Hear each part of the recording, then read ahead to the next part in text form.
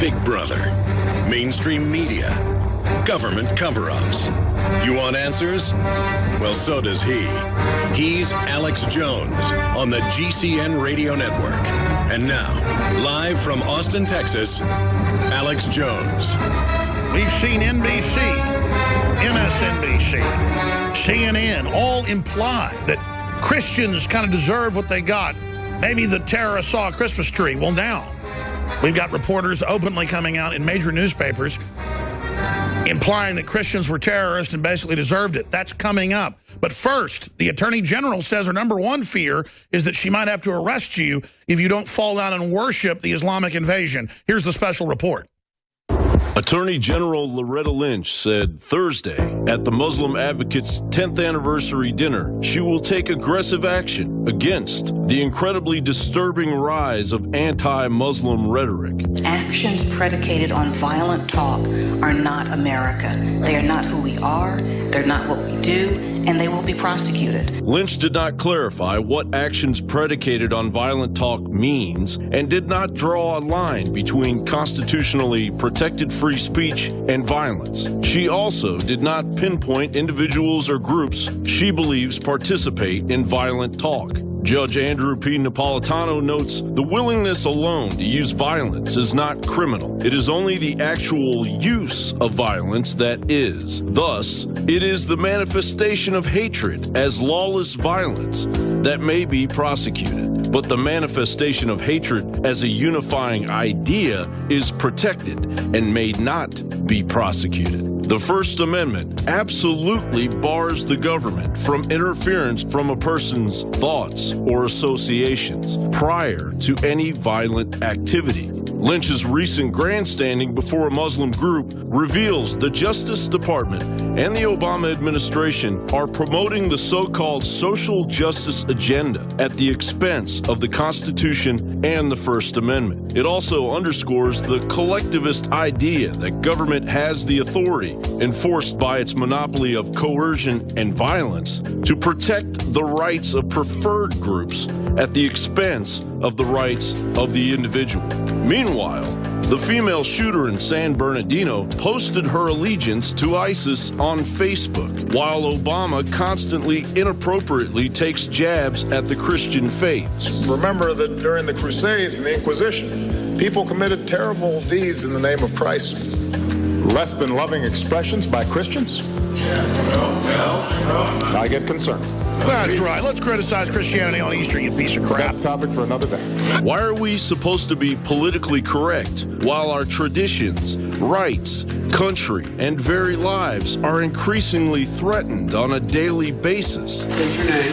I, Loretta Elizabeth Lynch, Do solemnly swear do solemnly swear that I will support and defend that I will support and defend the Constitution of the United States the Constitution of the United States against all enemies, against all enemies, foreign and domestic, foreign and domestic, that I will bear true faith that I will bear true faith and allegiance to the same, and allegiance to the same, that I take this obligation freely that I take this obligation freely without any mental reservation without any mental reservation or purpose of evasion, or purpose of evasion, that I will well and faithfully discharge that I will well and faithfully discharge the duties of the office the duties of the office on which I am about to enter. of which I'm about to enter. So help me God. So help me. Attorney General Loretta Lynch, you do remember swearing in on Frederick Douglass's Christian Bible at your request.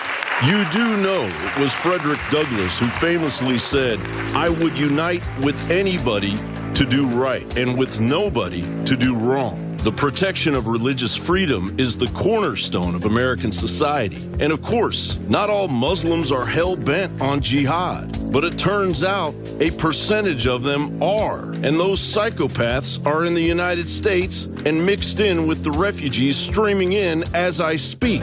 And they have no clue what American civil rights are, nor do they care. No.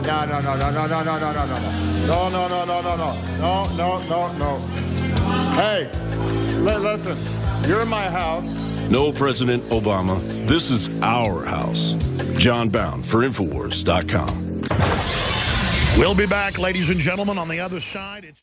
Welcome, ladies and gentlemen, to December 7th, 2015. A date that will live in infamy. When the president, his attorney general, and foreign controllers openly declared war on the Second Amendment and promised to use executive orders to strip the United States of the Constitution and the Bill of Rights and Magna Carta itself, which of course is due process. We're going to be playing the clip coming up when Obama says, who can you argue? Who could say it's not reasonable to not let somebody own a gun or buy a gun if they're on a no-fly list?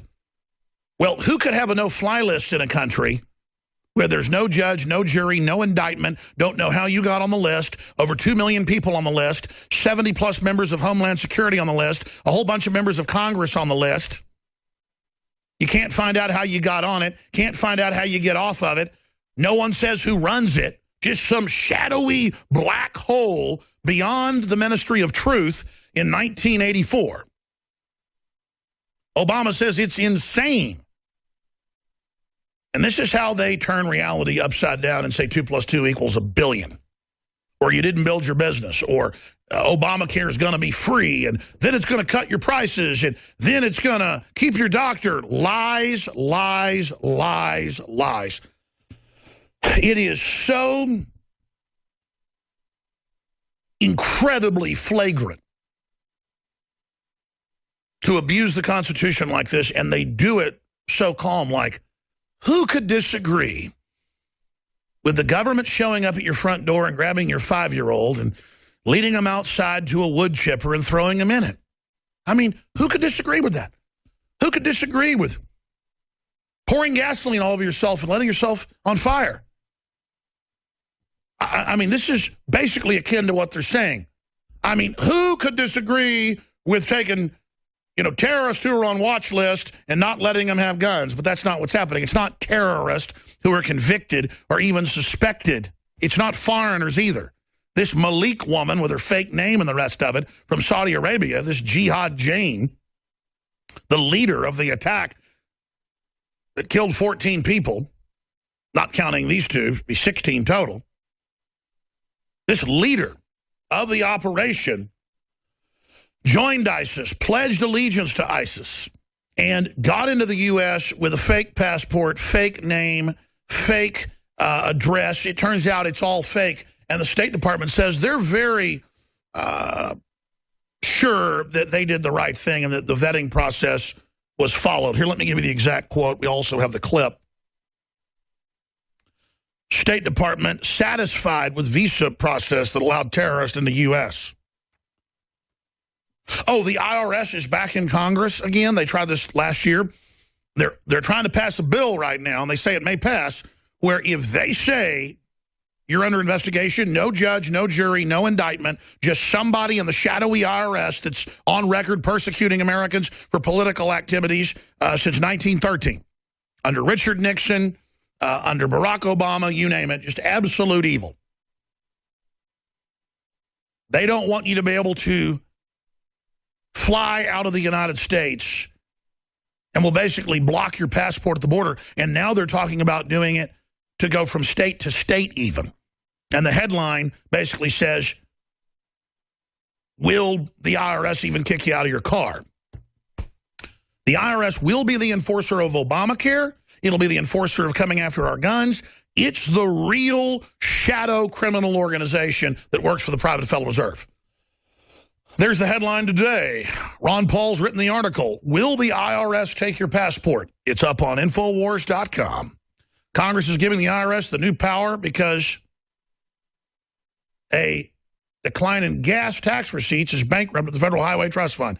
That's their bizarre spin. And you think asset forfeiture seizure is bad. Now this is just seize your right to travel because some shadowy group said so. See, this is what they call grade A, 200 proof, complete, absolute, bona fide, certified, hybrid, blue ribbon champion tyranny. Everything they're doing from A to Z in a 360 is 100% classical 800-pound gorilla oppression. Taking away your travel, taking away due process, surveilling everything you do, federalizing, centralizing police, saying we'll just put you on list, no judge, no jury, no nothing, no charges, no claims, nobody knows, boom, you can't have your guns. This president 4 years ago signed on New Year's Eve, yeah, it was 4 years ago, 2011, the NDAA, the National Defense Authorization Act, that says citizens can be disappeared. Oh, but they're not going to disappear people from Saudi Arabia who pledge allegiance to ISIS or Al-Qaeda. That'd be bad enough because it could end up being used against us one day. No, you give them a trial and then you fry their ass. And a lot comes out in a trial. Corrupt governments don't want those trials because it'll come out who they're really protected by, who they're really working for. They're higher-ups in Saudi Arabia and others like Turkey. But now they say, oh, no, it's for the Tea Party and the veterans and the gun owners. Every SWAT team commander they talk to on the news, they go, why do you have giant armored vehicles? And they go, oh, it's for returning veterans and gun owners and conservatives and the Tea Party. A war's coming with them. And I guess when you try to take the guns and round people up, yeah, I mean, folks have tried to be restrained. I mean, I guess you will get resistance. You'll get to go out and play Army with all the vets in your neighborhood. That'll go real well, cops. That's meant to wipe your ass out in a civil war, idiots.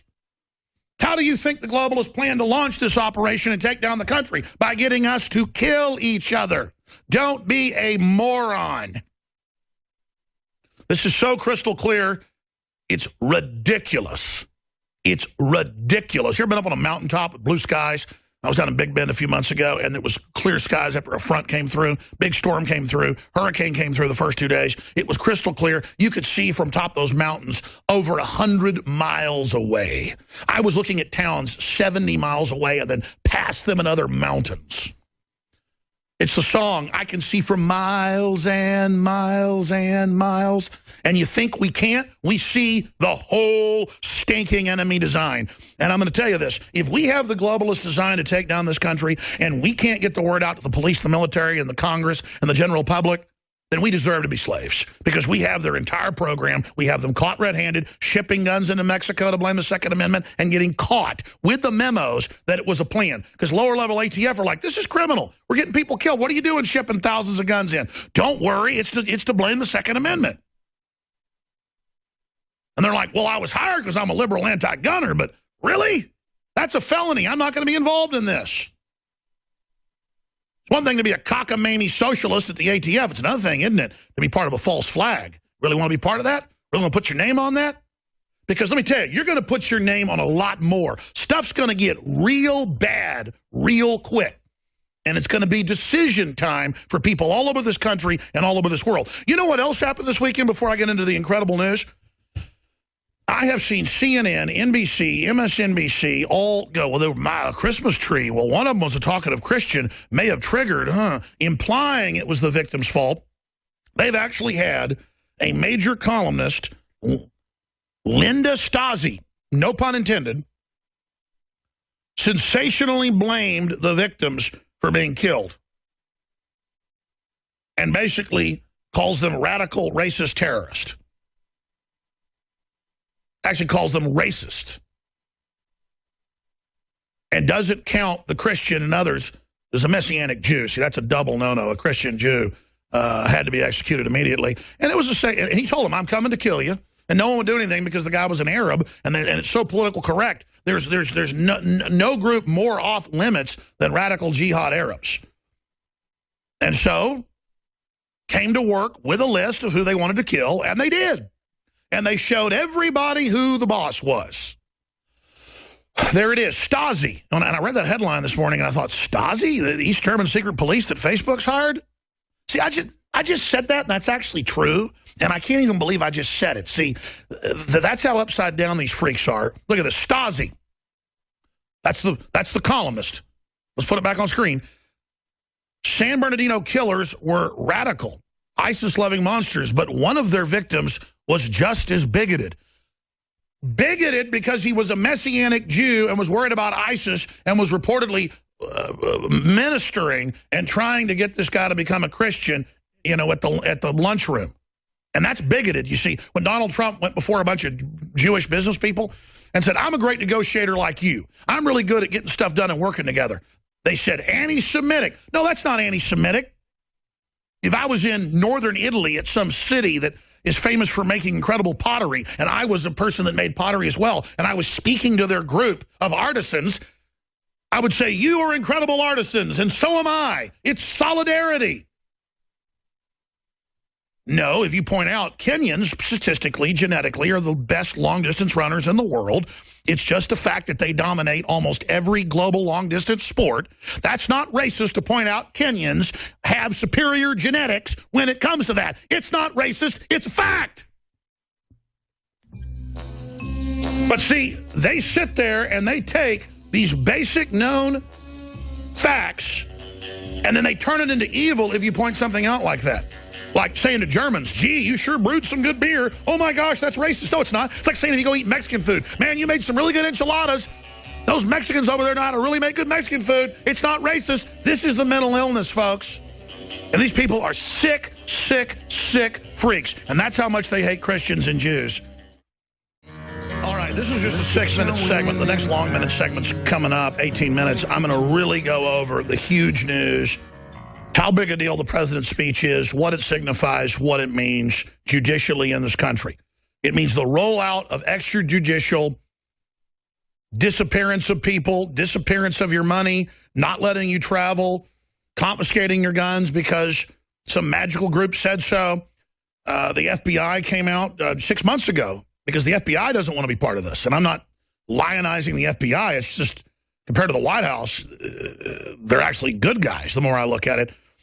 The FBI came out and said, we just want everybody to know in Congress, we've been told to prepare the same algorithm used on veterans by the VA, where even electronic transfer of funds basically declares you extrajudicially that you are basically unable to take care of yourself, that you're declared incompetent. And they used the term, this was in mainstream news, extrajudicially. And we're being told at the NICS system to not apply if you're a felon or have a restraining order.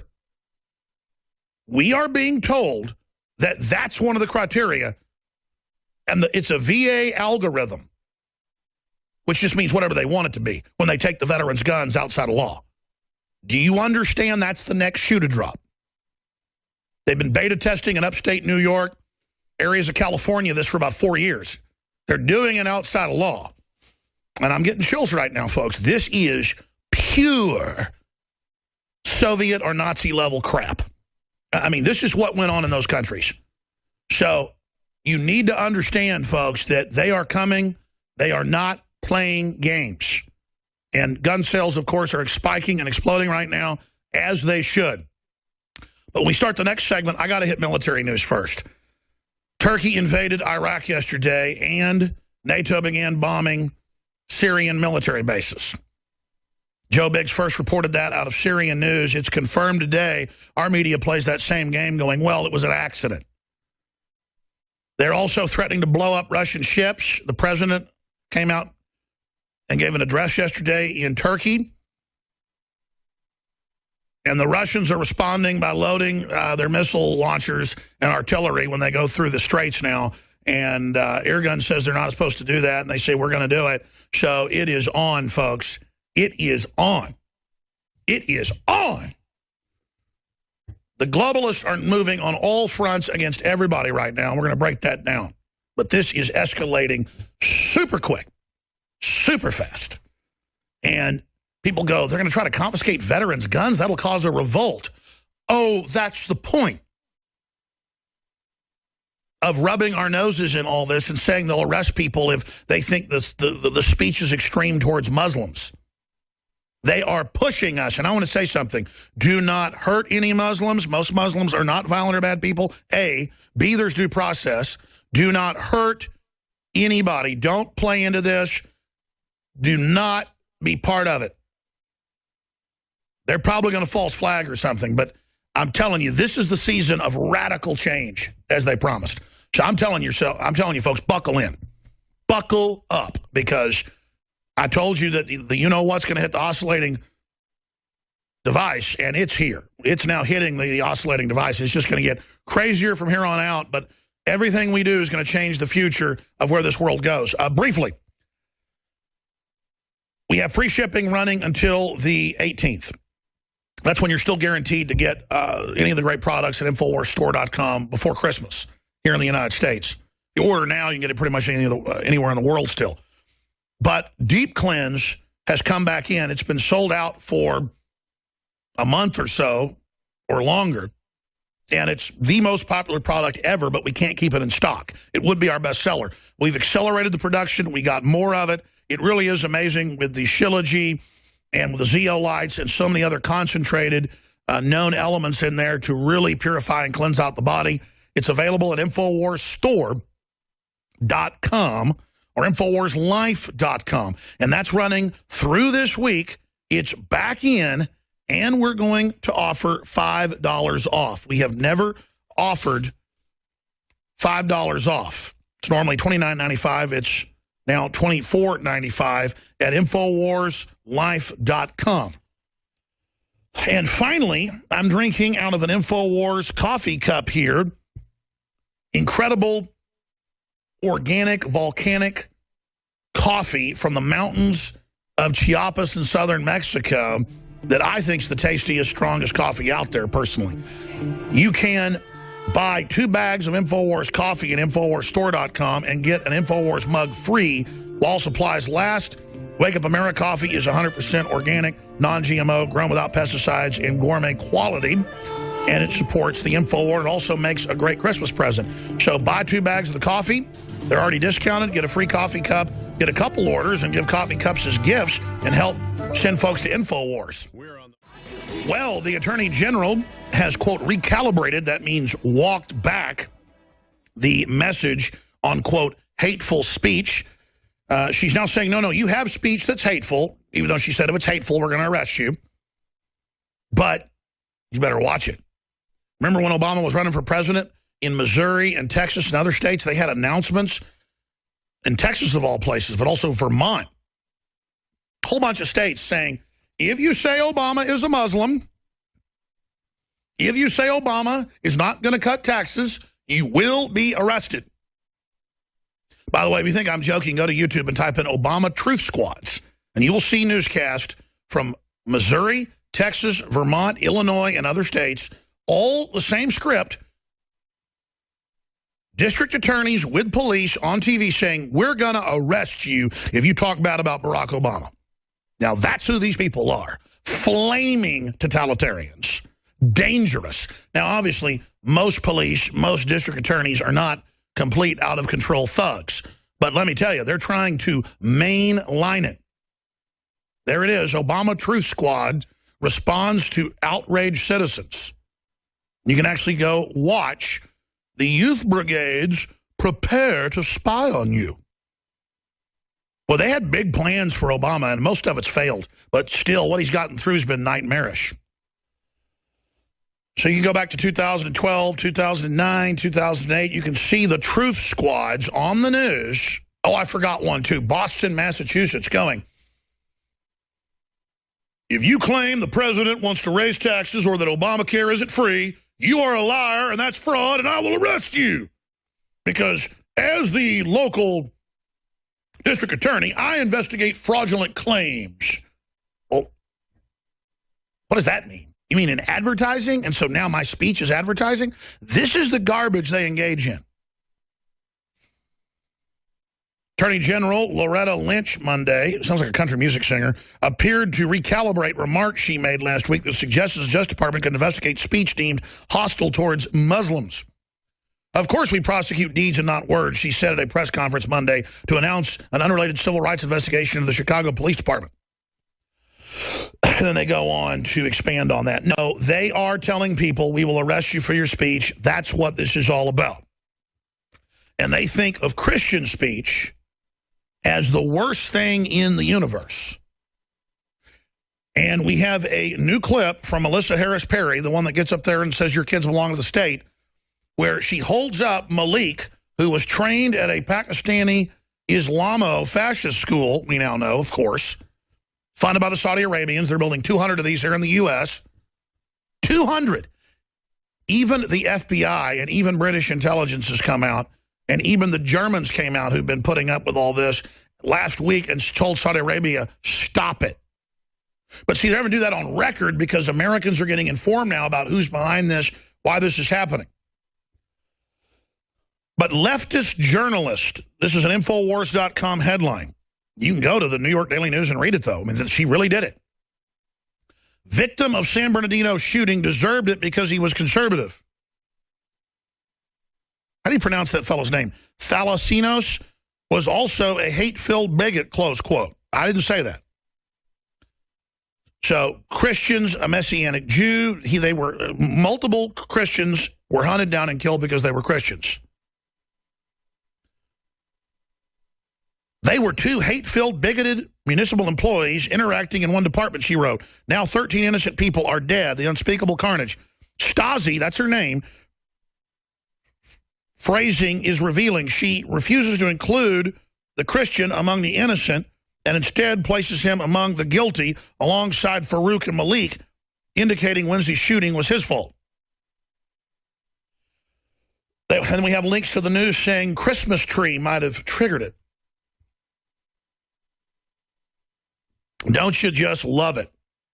How sick these people are. Here's Melissa Paris Harry.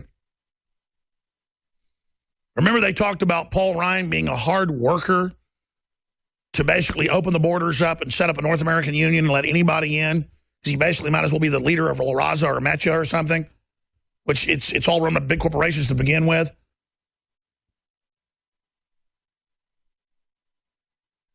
She stopped the pundit and said, oh, the only hard workers are black people from slavery. See, with that Trump card, all time, all dimensions, all history, doesn't matter if you're a white Polish person or Japanese or a black from South Africa, you can be looked at and told, your work never matters, black slaves. We're going to play that clip in a moment in case you think I'm making it up, because I know it sounds crazy. This is where all information comes from that perspective, to just checkmate everybody else. You don't know reading, writing, arithmetic. You don't know social skills. You don't know how to get a job. You just learn how to ninny and obsess over brown paper bags you see, or a car drove by with a rebel flag, so you urinate all over yourself in fear. Or there's going to be a Halloween party at the college, and so you scream to your professor, no, get out, shut up, ban it. And then the dean of Yale says, absolutely, we may fire these people. We've never heard of such evil. The young woman's like, please, ban it. I'm scared. This is the culture.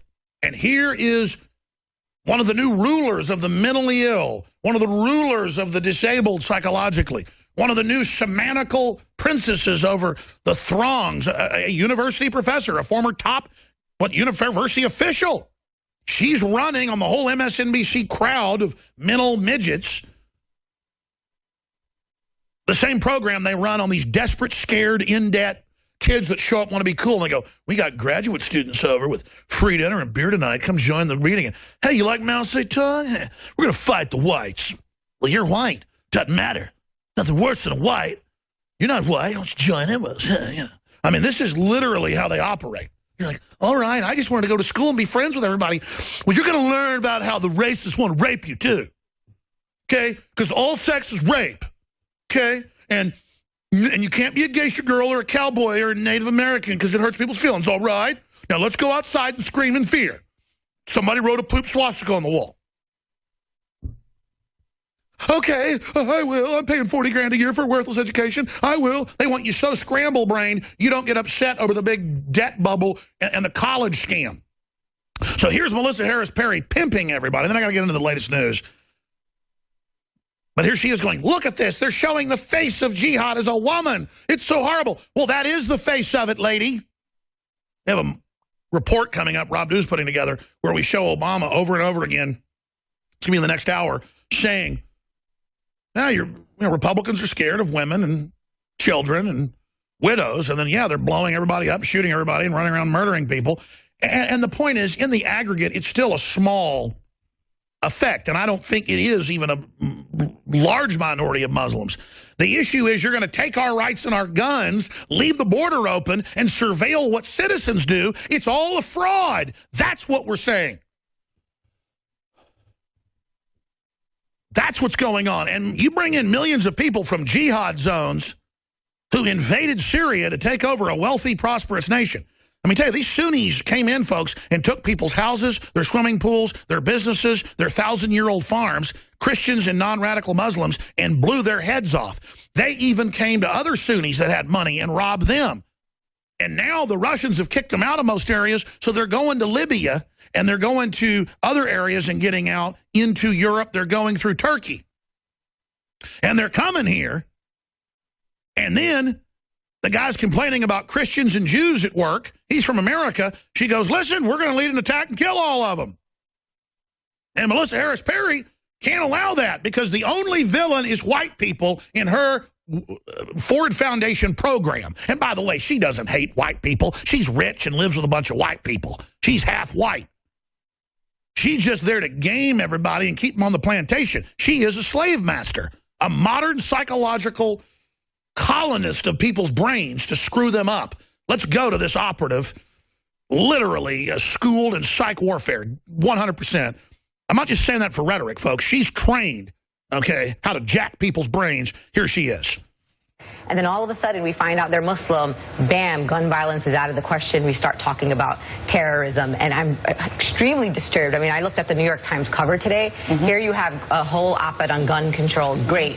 Right next to it is pictures from the apartment of things that I have in my house. Yes. Like, these are things that all Muslims have in their house. There's nothing about that tells you a story about what terrorism looks like. So you're telling me that when my friends who are not Muslim come into my home and see a Quran or see frames on the wall with a scripture from my religion, is that supposed to tell you something? I mean, it's absolutely outrageous. We would never do that to anyone, and we didn't do that to Deer. We didn't do that to Roof.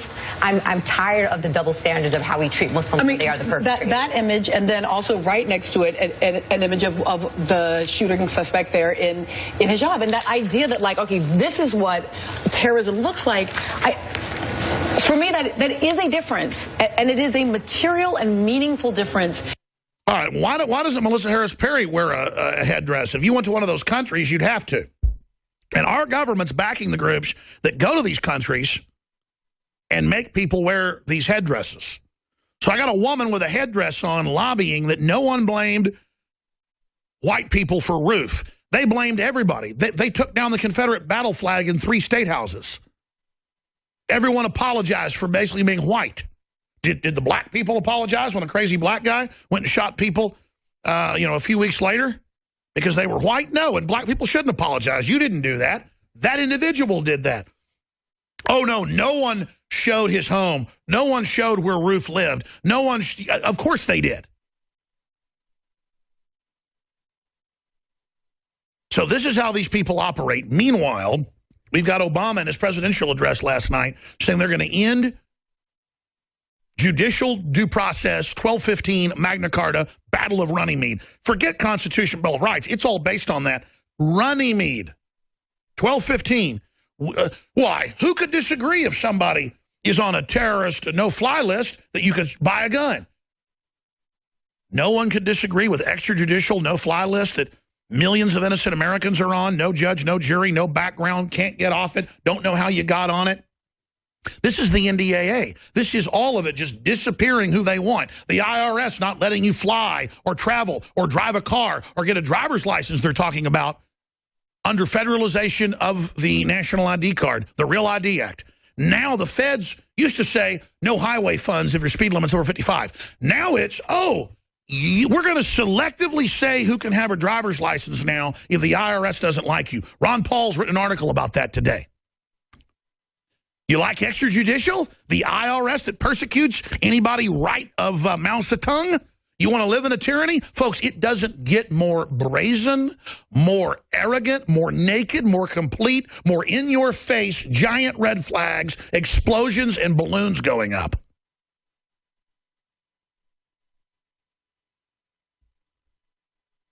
They're not going to let you fly. They're not going to let you drive. And by the way, you know how I know all this? I don't just need to read Ron Paul's op-ed about it that just gives you pieces of it. And I'm not blaming him. He just gives you pieces of it. I watched a 2-hour C-SPAN deal in 2002 when they were giving cabinet-level authority to the Department of Homeland Security that Bill Clinton had proposed 6 years earlier. And I watched them lay out the whole plan. You won't fly, you won't drive, you won't have a job unless the TSA authorizes it. And I told you the TSA would be on the streets, they'd be at train stations, they'd be at checkpoints, and now they're rolling out everywhere. I'm talking to folks in the middle of nowhere in small towns in Texas that drive up to an armored vehicle with TSA guys. And by the way, this isn't the folks at the airport to get you used to it. That was just clown training. These are guys with M4s with the Transportation Department. And let me tell you, they're trying to go after patriots and veterans. Do you understand? This isn't a game, people. 99% of what I tell you is already on record. I didn't have to dream up they'd do this and then it started happening. They told us! Do you understand? They're coming for Christians and conservatives and veterans, and they go on the news and say that Jews and Christians deserve to have their heads blown off in California in major newspapers, and the editors let them print that. I'm not saying censor them. I'm saying, does that show the mindset behind the scenes, folks? I'm telling you, the average liberal is a fascist death cult operator who wants to kill libertarians, Christians, and conservatives, and quite frankly, I used to be kind of in between on Israel because Israel does some bad stuff. And I don't like pure Israel worshipers, but let me tell you something. The Jew-hating, the Israel-hating, all of it is just over the top as well. I mean, it is just crazy. And I'm just listing who is slated for destruction. And they just put the police in there as well because they want to wreck the local governments and have the feds come in. Let's go to Obama with extrajudicially taking your guns. Here it is. There are several steps that Congress should take right away. To begin with, Congress should act to make sure no one on a no-fly list is able to buy a gun. What could possibly be the argument for allowing a terrorist suspect to buy a semi-automatic weapon? Back that up. Back that up. What could be the constitutional argument against it from a constitutional lawyer from Harvard who was the head of the Harvard Law Review? What a sick joke he sits there and preys on his idiot followers. Think about it. And then they put radical Muslims up on TV to lecture hardcore super feminists that basically say all men are rapists and evil. And then she sits there with a woman who's wearing a hood on her head. But she's going to lecture us about how our kids don't belong to us. Do you realize what degenerate, cultural oxymorons these people are? These are power grabbers. These are people who just want to lecture us all day and tell us how to live and guilt us. Well, I'm not guilty, you fascist, evil slug, Obama. Your family out of Kenya funding and literally running jihad operations all over the Middle East and Africa. I'll give Obama this. He's bold. I could never have imagined an Islamic radical sleeper cell becoming president. I mean, I can't believe the CIA did this. I can't believe our governments did this. But after all, that's how much they hate America and Christians and guns and George Washington, baby. Well, you know what? I'm betting on George Washington and John Wayne all the way. And all you scum can go to hell. I'm never backing down. We're going to beat your ass. You just get that through your stinking traitorous heads. Excuse me, I apologize. We have a lot of Christian affiliates. I am a Christian, but I'm not a fake either, and I'm angry. I've had enough of these people. They're a bunch of Christian murdering scum that run giant death factories, keeping babies alive and selling their body parts. What more do you need to know about these people? I go out and face these scum. They literally crawl out from under rocks. They have green-looking skin, or they're black or white, doesn't matter. And they run around screaming, "We love Satan, we want to eat babies." I have them on video at the Texas State House, just women randomly going, "Hail Satan," and just praising Satan. When a Democrat group went up there. I mean, folks, this is literally like a demonic invasion. I'm telling you, that's what it is. And these demons will definitely side with any other radical group they can to bring this country down. I'm sorry. Just go back to the president with a straight face going, who could be against a terrorist suspect? If someone's a terrorist suspect, you need to arrest them. But you don't ever actually do that. The TSA hasn't stopped one terrorist. They're not meant to. They're there to train you for domestic checkpoints and domestic travel restrictions like you have in science fiction movies like The Running Man or 1984 or what really happened in communist China, Russia, Nazi Germany, and every other hell pit. They are bringing us into bondage with huge chains forged for us and our children, smiling at us.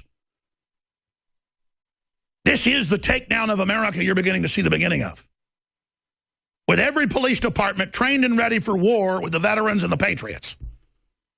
But here's the good news. You think it woke the police departments up much? When we warned them beforehand, they laughed at us. Then they actually got the training where the founding fathers are bad-mouthed, where guns are bad-mouthed, where families are bad-mouthed, and now the final straw. George Soros's people come into every major city with the Southern Poverty Law Center and ADL and are running the police training and are openly saying, you're going to have community organizers in here running things, and here's your new captain, and they bring in known Maoists and others right out of the universities with their new law enforcement degrees.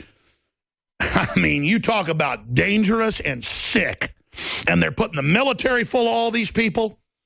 And again, it's not a communist conspiracy at the top, but they use university communists as their operatives. Then once they've got the police department, they can start harassing the city council and others in the town and intimidate everyone into politically doing what they want. And now you're under a literal Stasi control grid that they've almost got in place. Now you understand why the peril is so great and why I'm so freaked out, because everything, the worst analysis we had, it's worse than that. They are going for broke. This is it. God help us. You know they're going to blow stuff up and blame it on us. That's their next big card to play. There's going to be more jihad attacks. They'll probably run a false flag on some jihad center and blame patriots. This is a time bomb. Excuse me. Go back to Obama, please. This is Obama coming after the guns extrajudicially. Here it is. There are several steps that Congress should take right away. To begin with, Congress should act to make sure no one on a no-fly list is able to buy a gun. What could possibly be the argument for allowing a terrorist suspect to buy a semi-automatic weapon? This is a matter of national security. We also need to make it harder for people to buy powerful assault weapons. They bought the guns like the legally. ones that were used in San Bernardino. They bought them legally. I know there are some who reject any gun safety measures, but the fact is that our intelligence and law enforcement agencies, no matter how effective they are, cannot identify every would-be mass shooter. Like the 300,000 you killed in Syria with these people? Motivated by ISIL or some other hateful ideology. Some other hateful ideology. Oh, just like you just bombed the Syrian troops fighting them yesterday, and Turkey just invaded Iraq to slaughter a bunch of people fighting ISIS to protect ISIS? And the Russians have presented all the evidence that not just Turkey, but Western firms are buying the oil from ISIS. Oh, but there's sanctions on Russian oil I'm going to get to next hour. That's okay, but not on the ISIS oil. And look, I'm risking my life exposing these people. I'll just be point blank with you. There's a reason, though, this show is exploding. We do YouTube and Facebook mentions now that used to get a couple 100,000 views, which is still incredible. They get like 900,000, 1.1 million, 1.2 million. I had like 1.5 million Facebook views yesterday on 2 videos I shot. So the president does these things now. His average YouTube video gets like 5,000 views. So just know this, almost no one buys what these criminals are saying. But we have Rahm Emanuel from way back at the beginning running around openly saying we will get their guns one way or another. We will put them on a no-fly list and then take their guns that way. This is how they operate. This is how they get their job done. And so you need to understand, it's not just Alex Jones out here fighting these people. There are a lot of other folks fighting them as well. But the fact that our audience, let's not exaggerate, has doubled the last 3-4 months, and now it's starting to exponentially increase. If they're ever going to come after me, it's probably right now, because we're just turbo exploding. Hey, but blow me up, baby. You'll just light fires even bigger. I know what waters these trees. And if I can be smart enough like Obi-Wan Kenobi not to strike any of you down and let you just cut me down right in front of everybody, you know what'll come out of that. Because all I want is to beat you. I'm not afraid one bit of dying or being thrown in your dungeons because I'm not a coward like you. I don't come from bottom-feeding trash like you. I'm not afraid. All I'm afraid of is failing. All I'm afraid of is bowing down to you murdering trash. All I got to think about is those hundreds of thousands of Christians that you raped and murdered with the jihad armies they put into Syria to slaughter that peaceful country and overturn it where people lived in peace. All I think about is what type of government do we have that engages in these forms of incredible evil? You baby harvesting demon maggots. I'll never back down. I'll never bow to you. I'll be free until the day I stop sucking air into my lungs. And all the ideas I put out and all the freedom and all the Americana I've spewed out against you will never die. It'll never stop, and you know it. I told the globalists a long time ago, and I meant it. You want to fight, you better believe you've got one. And there are people all over this country engaging in the information war. We're going to smash your system. We're going to return the republic. We'll never be perfect, but my God, we're not going to keep babies alive and harvest their organs. We're not going to sell their parts for women's cosmetics. We're not going to have Pepsi with baby flavoring in it. I mean, what the hell have we become? Excuse me, but I'm tired of it. I haven't gotten to any of the world news yet or any of the other craziness. I can't believe they're in newspapers all over saying the Christians and the Jews deserve to die. I mean, these aren't liberals, folks. These are freakazoid scum. I'm telling you. They are scum. They are dangerous. They are devils. Stay with us. The Attorney General, Lynch, has come out and, you know, said if you speak bad about radical Islam or whatever, or something you say is incendiary and might lead to violence, we're going to arrest you. He said to back off that because that violates the First Amendment. You can say things that people could interpret as hateful or mean and that might cause somebody to be violent. You just can't have a call to action and say, you know, we should go out and do ABC. I'm not even going to say it because they'll take it out of context and claim I said it. The last thing I want is people to go out and randomly attack Muslims or anybody else.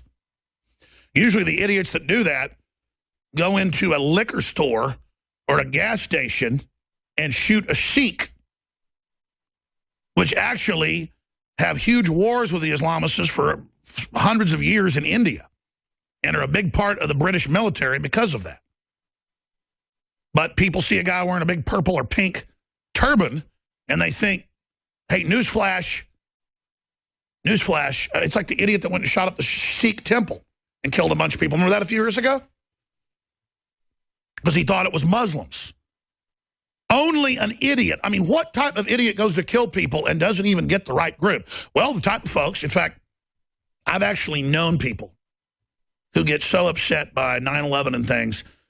I know one guy who got upset emotionally. He wasn't even a stupid guy, and he went and beat up one of these people at a gas station and got arrested for it. So, absolutely, people should not attack anybody for what color they are or what religion. And it is true. Most Muslims just want to live their life and be left alone. Most Muslim women don't want to wear hoods over their heads. Their husbands don't either. They want to come here to get away from that. But our government's been backing radical Islam all over the world that's going around taking Islam over and radicalizing it. And Lord Monckton is an expert on Islam. And I've done a lot of research too, and he's right. There was about a 400-year period where the West was in the Dark Age, and they were not doing all this persecution, and it actually helped contribute to the Renaissance.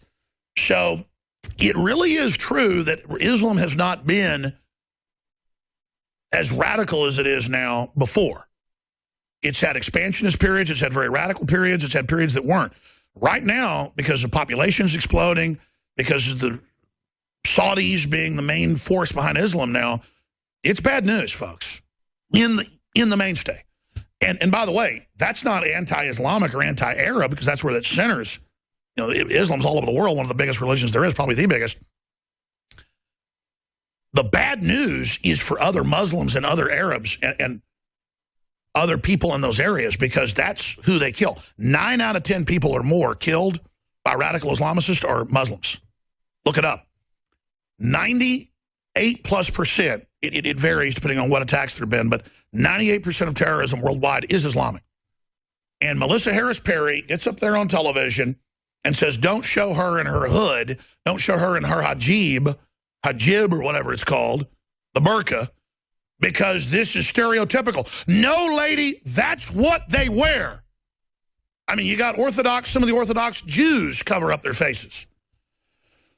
And I get also that even in the times of, Maid Marian and the, 1,000 years ago in Robin Hood, that women wore that. And you know why they wore it? Because the upper classes had whiter skin. What does Schwarzenegger mean? It just means black plowman, because if you came from the lower classes, you had tan skin because you worked in the fields. And it was an elitism to wear all over the world, Japan to the Middle East to wherever, the same cultures, same ideas. Women wore gloves and high-heel shoes, meaning they didn't have to work. Sometimes they grew their fingernails a foot long. It's ridiculous. And we see expressions of that today. And women wore even their faces covered up when they went out to ride in a carriage or whatever, because there was so much manure and stench and people dumping their bathroom products out their windows. And so, yes, women wore cloaks and covered themselves up the richer you were, because you didn't want to be around the profane. So, yeah, if some Muslim princess went out 500 years ago, you bet she covered up. She didn't want to be out there in all the flies. Then it became stylish. Then everyone made their women do it, and it's a style oppression. Make no mistake, ladies and gentlemen, this is the takeover of the West. This is the end of human liberty as we know it, and the birth of planetary world government being ratified and openly announced and declared as we speak in Paris, France. Lord Monckton will join us from Paris, France, coming up on Wednesday. We have other reporters there as well from the New American Magazine and others that will also be joining us. Let me do this now. Let me try to cover as much of the news. I've mentioned a lot of it, but I want to really drill into the news. Big news is up on drudgereport.com. Hillary demands tech stop ISIS. She also says she wants to stop banker bailouts that she helped orchestrate. And, of course, you need to understand, even the New York Times admits that it lets Facebook, Twitter, and others restrict speech that could be deemed as, quote, hurtful or that disagrees. And Paul wrote about this a month ago. We got the notice that if any of our speech disagrees with anyone, it actually says disagrees, that you may be suspended or kicked off Facebook. And it's really kind of oxymoronic, because here we are on Facebook that we never really used until recently. And I did 2 videos yesterday that have almost 2 million views combined. At my house and at work, just flip on a camera, talk for 10 minutes, 1 million people watch it. Think about that. One video had 251,000 on it.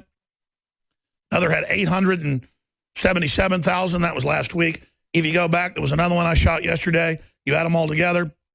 Look at that one from Friday, 1,190,000. Do you think Hillary Clinton likes that when she gets up before Congress and says we're losing the info war? Wonder who they're talking about. And I only bring this up because as the enemy rolls out its plan, the credibility of a Matt Drudge and Alex Jones and Joseph Farah is only going to intensify. Take somebody like Tucker Carlson, a libertarian. He's on Wednesday with us for an hour. Started a lot of big media operations. His dad was with Voice of America. And I've hung out with him privately and stuff. And, obviously he now knows the season is here where he can get away with being more libertarian, more anti-New World Order, because more of it's out in the open.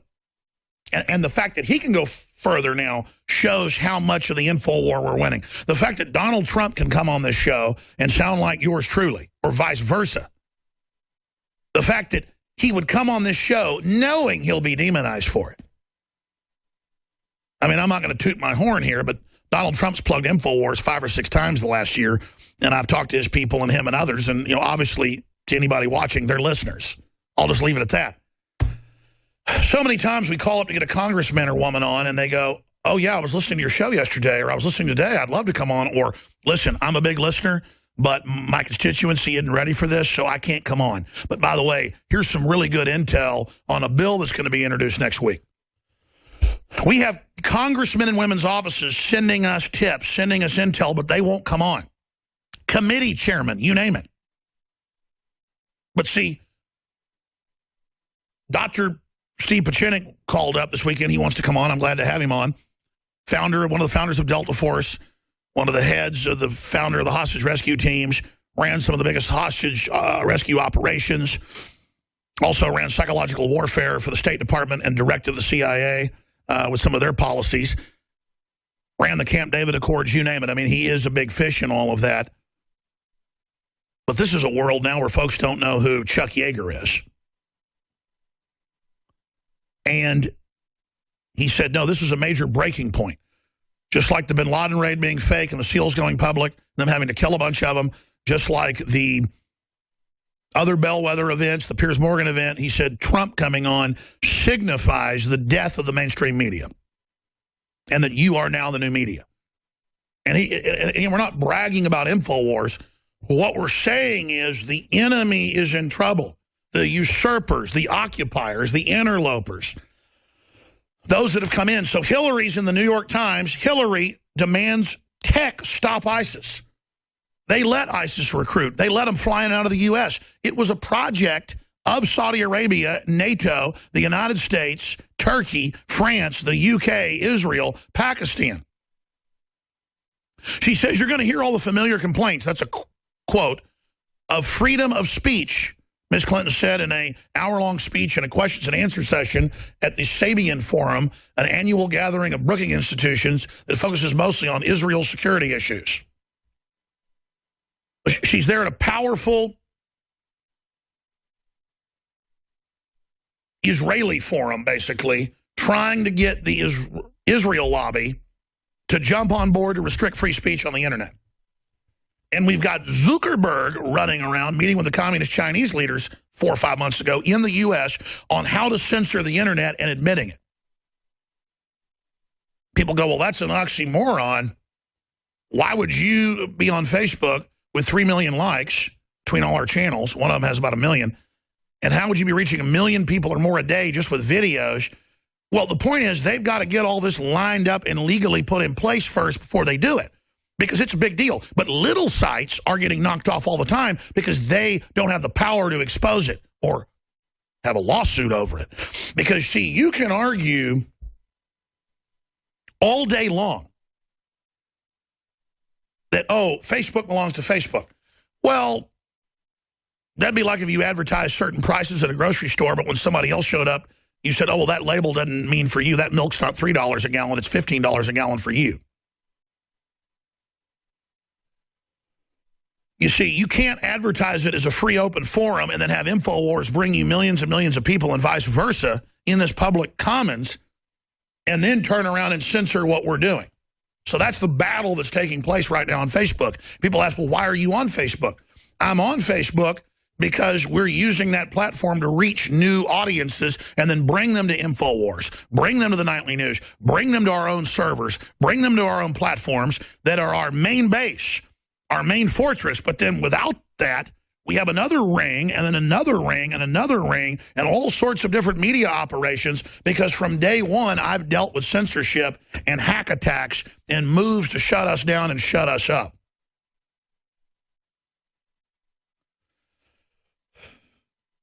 And it's not that I was ever some super genius when it came to all this. I experienced it. Like, why do I have my own comment system so that when people make death threats, the police show up here, I'll just use a third party and then it's their problem? You know, it's been trial and error. But now in the info war, we have some of the best ideas, some of the most accurate information, and some of the best delivery systems outside of the enemy operation there are. But we still engage the enemy via their platforms. And when I use words like enemy, folks, let me tell you, they're the enemy of your due process, of your wealth, of your private property, of your children, of your health, of your sanity, of your future. You want to be usurped, 21st century style? You want to be overwritten in an info war? You're experiencing it. So they're declaring absolute war on the internet and claiming it's to fight ISIS, which they incubated, they created. And now they want to take your liberties, they want to take your free speech, they want to take your guns, they want to take your right to travel in the name of countering people who they let fly in with fake names and fake passport. Speaking of a double standard, let's look at this little stack of news right here. Falling oil prices. Who are the winners and losers? We told you this 3 years ago. BBC now breaks it down. Saudi Arabia admits that they are bankrupting everyone else by having oil so low. And as soon as the U.S. is bankrupt and Russia is bankrupt, they actually say it at OPEC. This is public.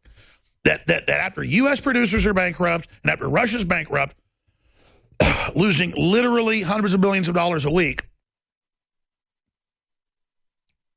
the Saudis are selling oil at lower than it costs to produce it. And once they're done, then they'll jack up prices 5-10 times what they used to be. That's what Walmart does. They come in and have 5 or 6 producers. They pay them a year contract to produce eggs at a glut to drive down prices. Then they know the people can't produce anymore. When they lower what they'll pay them, most of them go bankrupt, and they have one company to deal with. These are just tactics that aren't free market, folks, that are monopolistic. Clear Channel would come into a town for 5 years and sell advertising at 1/10 what it should be until everybody else went bankrupt. Then they jack up the prices to the rooftops. That's just a tactic, folks. And you need to be aware of these tactics. And I'm not demonizing Clear Channel. That's what media companies do. But the public is so childlike. We talked 3 years ago about them lowering oil prices to bankrupt U.S. oil production, Canadian oil production, and others. Shut up, conspiracy theorists. There's nothing in Saudi Arabia. No one has any power but Jews. Literally. Hey, Saudi Arabia is bankrupting the oil industry. Shut up. Stop making apologies for the Jews. All these mentally ill, Jew-obsessed people. It's comical if it wasn't so serious. And they give up their own free will. People that think it's the Catholics or the Jews or any one group. They don't have any power. The reason you're not successful is because of the Jews. And the reason I'm successful is not because I'm hardworking and intelligent and a good orator and a good manager and all the rest of it. It's because of the Jews. Always the same moronic idiocy. It's like saying the Muslims when there's like 10 different groups. I know who the bad group is. It's the Wahhabist. It's the Saudi Arabian scum government. That's who it is. And then there's other criminal groups, and I go after all of them. But falling oil prices, who are the winners and losers, goes over it. Meanwhile, they're continuing massive sanctions against Russia to bankrupt them and admitting it, but not ISIS. Every move you make, every breath you take, the globalists will be watching you, but not the terrorists who they let into the country. Now they need to censor the internet and free speech to keep you safe. And the Attorney General comes out and says, watch what you say, we might arrest you. But notice there was a big backlash, and now she's had to back off, at least for now. But how dare them blame our Second Amendment and our free speech for what radical, incompatible people coming to this country are doing. They won't let Wahhabists into Iran because they know they start killing people. They wouldn't let them into Syria because they start killing people. But they let them in here, folks, from jihad training camps.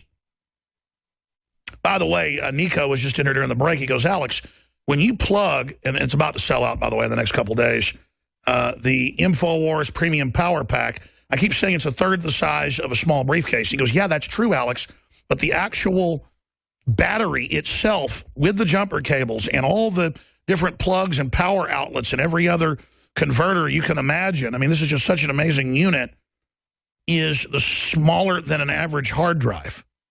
What, it's about 5.5 inches long, about 3 inches wide. It's just crazy. It's got a 15-volt 1A input, output, 5.07, 2.1A, and a whole bunch of others, USB, you name it. It's got engine start connection. It's got the powerful torch flashlight, $119. The same unit's $150 or more. We private labeled it, so we're able to get around the contractual rules to not be able to sell it for less than $140-something. $119.95. And quite frankly, we sell more of these because we have the lowest price. I don't get why people just don't lower prices. It's kind of a moronic greediness out there, as we still, make like 30, 40 bucks on these. And it helps fund the info war. But that will sell out. We will be ordering more of these. It's a big hit. Every house, every car really should have one. I know my truck and my car certainly do. Lastly, Deep Cleanse. We've had it 3 times, and it's sold out every time. And if we could keep enough of it in stock, it would be our best-selling product. And it's because folks that are into vitamins and minerals and stuff know how good it is.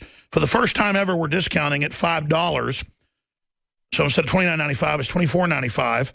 And it's got 5-star reviews. It's got Shilajit in it. It's got a whole bunch of other key things like zeolites. It's organic Shilajit and a bunch of other compounds. Amazing detoxer. Works for me and my family like a charm. And the nutraceutical heads out there that are really the experts, go to the third-party sites, read the reviews. They just drool over the products. Well, of course they do. We go out and get the game changers because we want to have the best, because we want it to really work, because we want to fund the info war and smash the globalists or die trying. I just don't get the world's view of, like, not giving people the best deal, not finding the best products, not wanting to treat people like you want to be treated. People keep asking why we're so successful. Because we're crazed. That's why. We're not slaves. We're awake. We're conscious. We treat people like we want to be treated. And that's how you're treating us, and God bless you. We're able to fund the info war. We're able to hire some more reporters soon, put more folks in the field, all because of your support buying the products at InfoWarsStore.com or InfoWarsLife.com or by calling toll-free 888-253-3139. Now, coming up, we've got Trump accuses the media of glamorizing terrorists. That's what they're doing. See, I saw them glamorizing ISIS and Al-Qaeda and Al-Nusra the last 5 years, and I was the first to say it. I'm not bragging. I just don't. I said, this is real. We're going to be attacked. We're going to have asymmetrical attacks on government buildings, shopping malls, military bases, community centers, theaters. You're seeing it all. And I believe, here's the most important thing I'm going to cover when we come back. And I meant to say this at the very start of the show, but I didn't. If you analyze Obama's speech, it tells you a lot. Not just they're going after people's freedoms to travel, to own guns, extrajudicially. Just, again, incredible announcements. Every law journal should be just freaking out right now. This was a declaration of war against the Magna Carta, Declaration of Independence, Constitution, Bill of Rights, respectively, in order of their production. The gun grab, all of that is a side issue compared to the fact, though, that in the main, he had to admit Major Hassan was a terrorist 6 years later at Fort Hood. He had to admit a bunch of other stuff was terrorism because they know it's hurting them too bad saying it isn't terror, and that blew up in their face, showing they have no credibility. But what's even bigger than that? He's getting everybody ready for terror attacks. They have created such a giant multi-100,000 person system, and ISIS caught on a little too good for him. It was meant to sweep the Middle East and Africa for Saudi Arabia. Now it's spilling over here. They may not be able to stop the attacks, folks. And they're getting ready for this. Or they may be behind them. We're going to talk to a spy on the other side, Dr. Steve Pieczenik, straight ahead and get his take on all this and more. I'm Alex Jones. And I am Alex Jones, your host. If you just tuned in for the first time, as a libertarian broadcast, it is naked that we have a corrupt, out-of-control elite that is waging war against the very free market system that made this country so great. And we've got Melissa Harris Perry on TV saying, don't show this Malik lady in her hijab or hood on her head because, you know, it stereotypes Muslims. Well, I mean, 99%, 98%, depending on the year, of terrorism is Islamic. And the biggest victim of radical Islamic garbage are Muslims in the Middle East. And so now we see Turkey running into Iraq and attacking Iraqi forces that were about to take out an ISIS stronghold. You've got NATO bombing a military base, a Syrian military base. That's in the Associated Press. You've got Turkey yesterday threatening to blow up Russian ships in the Mediterranean. And Erdogan saying if we see any of your weapons pointed at us, we're going to attack, shooting down the Russian plane, blowing up the rescue helicopter. They're really mad that the Russians have exposed, it's not hundreds of millions, it's now billions in oil being trucked in. They're now destroying that. Our own military, and we've had Colonel Schaefer and countless others on, told us 2-3 years ago that our military was bucking, overthrowing Assad, and putting Saudi Arabia and al-Qaeda forces in. And so now you've kind of got the State Department and the CIA and the Turks and others and the Saudis trying to still win this battle of five armies. That's what it is. Not using a Tolkien term for no reason. There's like five factions at least running around in just an insane asylum quagmire. And our government initiating this 5 years ago in this whole leftist organized Arab Spring, where they then put radical Wahhabists in charge. And then we have liberal feminists, saying how wonderful the headdresses are and how maybe we should adopt it, a sickening liberal fetish with fascist radical Islam. So you've got all that happening. And everybody knows I exposed the Gulf Wars and all of it as frauds and synthetic made-up terror. I started seeing in the last few years, though, this whole Islamic State thing and more, really being allowed to recruit, being allowed to build up, being funded by Saudi Arabia. We and others exposed it. Now it's blown up, and I have trouble even knowing where it's all going. I don't think the establishment knows. I think it's out of control. That's why the former head of Defense Intelligence has come out 3 times now on television in the last 2 months and said, we were ordered to fund ISIS and al-Qaeda consciously. It's a horrible idea. I don't know what the president's thinking. To have former generals, 2-, 3-, and 4-star generals on TV saying this is horrible shows you the military is just beside themselves with all of this. And I'm not just saying that to make the military feel good and make them the heroes. It really is true.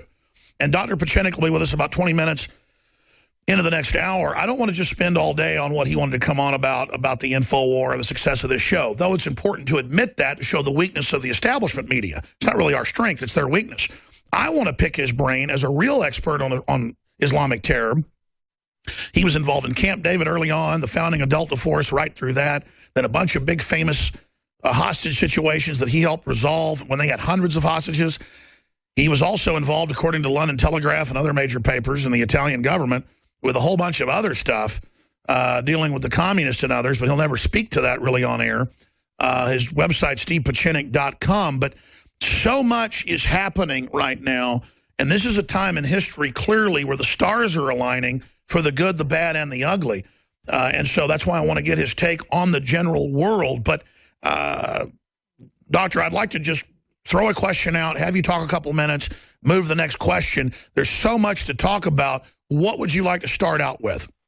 I want to start with the fact that today is December 7th, when we in the United States government performed the first stand down in 1941 on December 7th, and that was FDR and the attack on Pearl Harbor.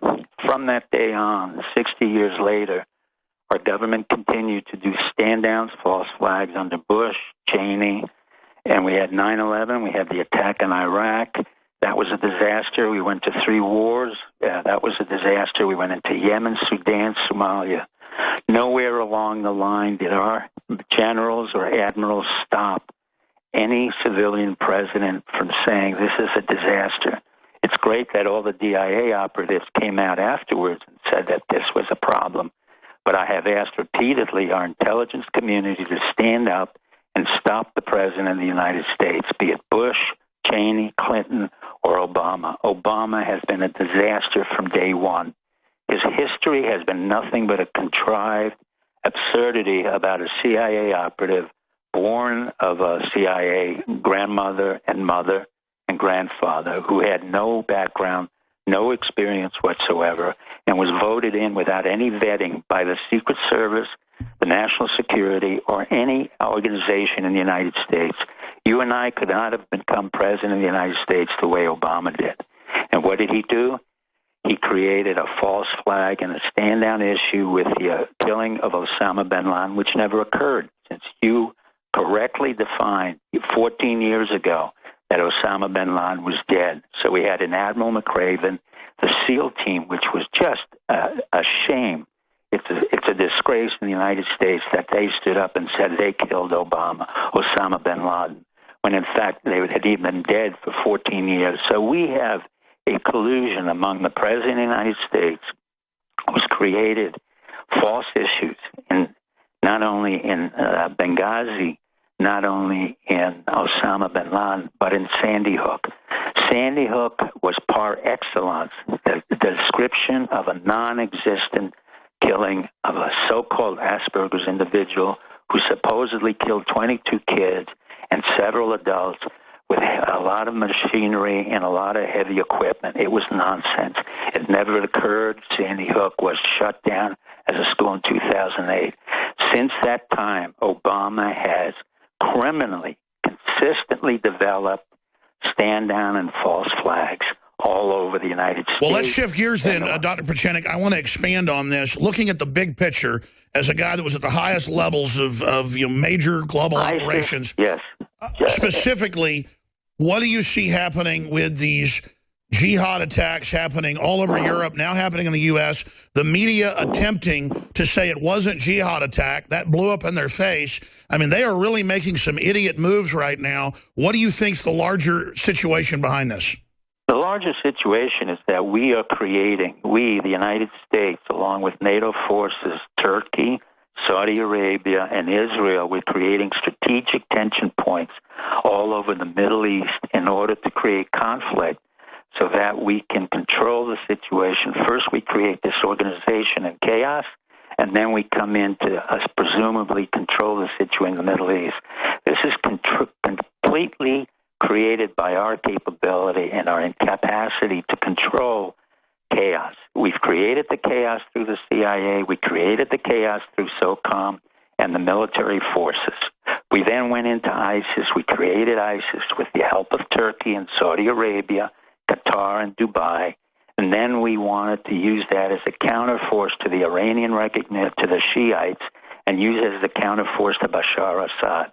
Bashar Assad would not comply, neither did Russia. So what's happening is we're getting into a confrontation created by Obama and his neocon advisors, who again will not stand down and are supporting Israel to create a position in the Middle East where Israel and the United States can still demand that there are Muslim terrorists all over the world. For the most part, I've got to be very frank, the Muslims are basically fighting the Muslims. It's not an issue that really concerns Shiite-Sunni civil war. Why are they allowing it to blow back? Well, the blowback is simply because the San Bernardino issue, I'm still not sure where it stands in terms of a false flag. Number one, it's very rare to have a standing shooting operation in a office where you have basically disabled individuals. And by the way, it is incredible. They were having a live shooting drill. This is ABC News. They were having a shooting drill now when this reportedly happened. Not only that, they've been having a shooting drill in a center of where disabled veterans and others were living, and having it on a monthly basis. So that really was, number one, an S1 flag. Number two, you had a woman who supposedly was in Pakistan, went to Saudi Arabia, was less than 100 pounds, being able to wear a vest, at the same time carry guns, and at the same time shoot and Twitter, absolutely impossible. And at the same time, we had a... So why would they allow a jihad false flag? And to be clear... Because there's one issue that you have brought out repeatedly and correctly, and that was the Sandy Hook issue transposes everything we have here, and that is gun control for Obama. His last wish, and dying wish, may well be dying wish, is that we have a gun control in the United States. That is not going to happen. And at the same time, he has really committed criminal acts against the United States with the help, once again, of our CIA, our intelligence community, and other elements of our government. Well, let me expand on that. And I've sent Joe Biggs to a bunch of these. He never thinks they're a false flag. He's a combat vet, smart guy. He says because of the drill at the same time. He says because of the tweeting while the killing's going on. He says because of the drill at the exact same time and other things. He, bare minimum, thinks that they had warned people locally, they were ready, not that they were involved, but that higher-ups opened the door to make sure it went ahead and happened. They gave him the passport. They let her back in with a fake address and fake info. So bare minimum, they were being protected. So that is a stage one partial false flag bare minimum. Let me explain something to you. We usually have a very effective FBI. Trust me, when they're able to hand me subpoenas because I go on your show, or I've committed acts for our country 35 years ago, and then they apologize, saying that we're spending hundreds of thousands to give you a subpoena, even though it's not appropriate. They're very capable of monitoring what's going on and stopping anyone from coming in. Now, it's important to understand. Well, let's stop right there. I didn't know you got subpoenaed. Hold on, Steve. Hold on, Steve. Steve Pieczenik's our guest. Yeah. You got subpoenaed by the FBI about coming on my show? Well, yeah, basically because I had talked about, and I brought up in the books the issue of the Red Brigade and what happened in Italy, although I never went into detail. So I got subpoenaed by the Miami-Dade prosecutor, and basically they brought in a Italian prosecutor who had spoken. Oh, that's right. I saw that a while back. That's correct, but that's not the issue. The issue is we have a dysfunctional government. Well, that was a good piece of work you did with the Red Brigade. You got to be really proud of that one. Well, I'm not proud of anything right now. I'm more proud of you and what's happening to the United States, because gloating about the past is not really the issue at hand. What's the issue at hand is you brought on Trump, you're speaking the truth, and now through your vehicle we can say this president is committing crimes against the United States, as Obama, as Cheney had committed crimes, and Bush, and there is no accountability. The FBI has. Well, let's go back, and then I'll give you the floor. I want to go back to the FBI because that's interesting. So specifically, did they apologize to you for investigating you, for doing stuff for the CIA and the State Department? No, what they basically do is say, we're following orders. It was like the German Nazi era. I mean, what you have now is really everybody doing their duty without really thinking twice about what they had to do. I had to spend $20,000 in cash to a crooked lawyer who never even showed up at times to my hearing, and basically my wife, who was born in an American family and that came in 1628, was so furious she started to yell at the prosecutor and say, "How dare you bring in an American military officer who was a deputy assistant secretary to answer questions to this incompetent Italian fool?" But that's not the issue. The issue at hand is we have the continuation of corruption and crimes. And this is where America has to say it's enough. We don't have a year left for Obama to finish out. Obama will create more false flags. He's not in charge. The CIA, probably with Brennan and with the DNI and with a whole bunch of others who are involved that you've never heard of, SOCOM, or the fact that we've used mercenary soldiers and we've used special forces and we've taken off the epaulets to go in there as non-combatants, basically, and fighting in the rules of engagement that we're not used to. What's happening is we're creating a fear dynamic which is blown up by the Republicans, and at the same time, Hillary is totally not qualified to answer it. The only thing that can happen is we need an immediate change of government with somebody like Trump who can begin to assess what's going on and perhaps... Well, let's go back then, Dr. Pieczenik. Let's go back because you were excited about the Trump thing and saw it as a key sea change point. So let's break down why you think that interview was so important. Well, the reason that interview is important is for 14 years you have been carrying the water in an amazing way to disseminate the truth as we truthers and others who understood what was happening in the government were trying to get out in terms of an outlet. You were the only one on the radio and TV, quite frankly, who said, you know what, Dr. Pieczenik, I don't know you, but I suspect that you're correct when I said 14 years ago that whoever is going to be president of the United States, and I didn't know who would be president, nor did anybody, would basically declare that he was going to be victorious by having killed Osama bin Laden. And, of course, the idiot Obama and McRaven and the rest of the SEAL team and the rest of the intelligence community fell for that PSYOPs trap. And let's go further. A year after you were on and then 3 years after you were on 14 years ago, the Secretary of State, Madeleine Albright, came out and said exactly what you said. He's dead. They're going to roll him out. And then even Walter Cronkite said he talked to high-level folks that said that was true. So we know this is going on. But for me, it signifies...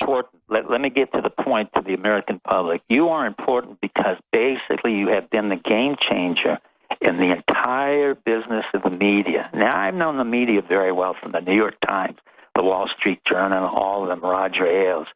Basically, their job is to get ratings and to get money for whatever content they produce.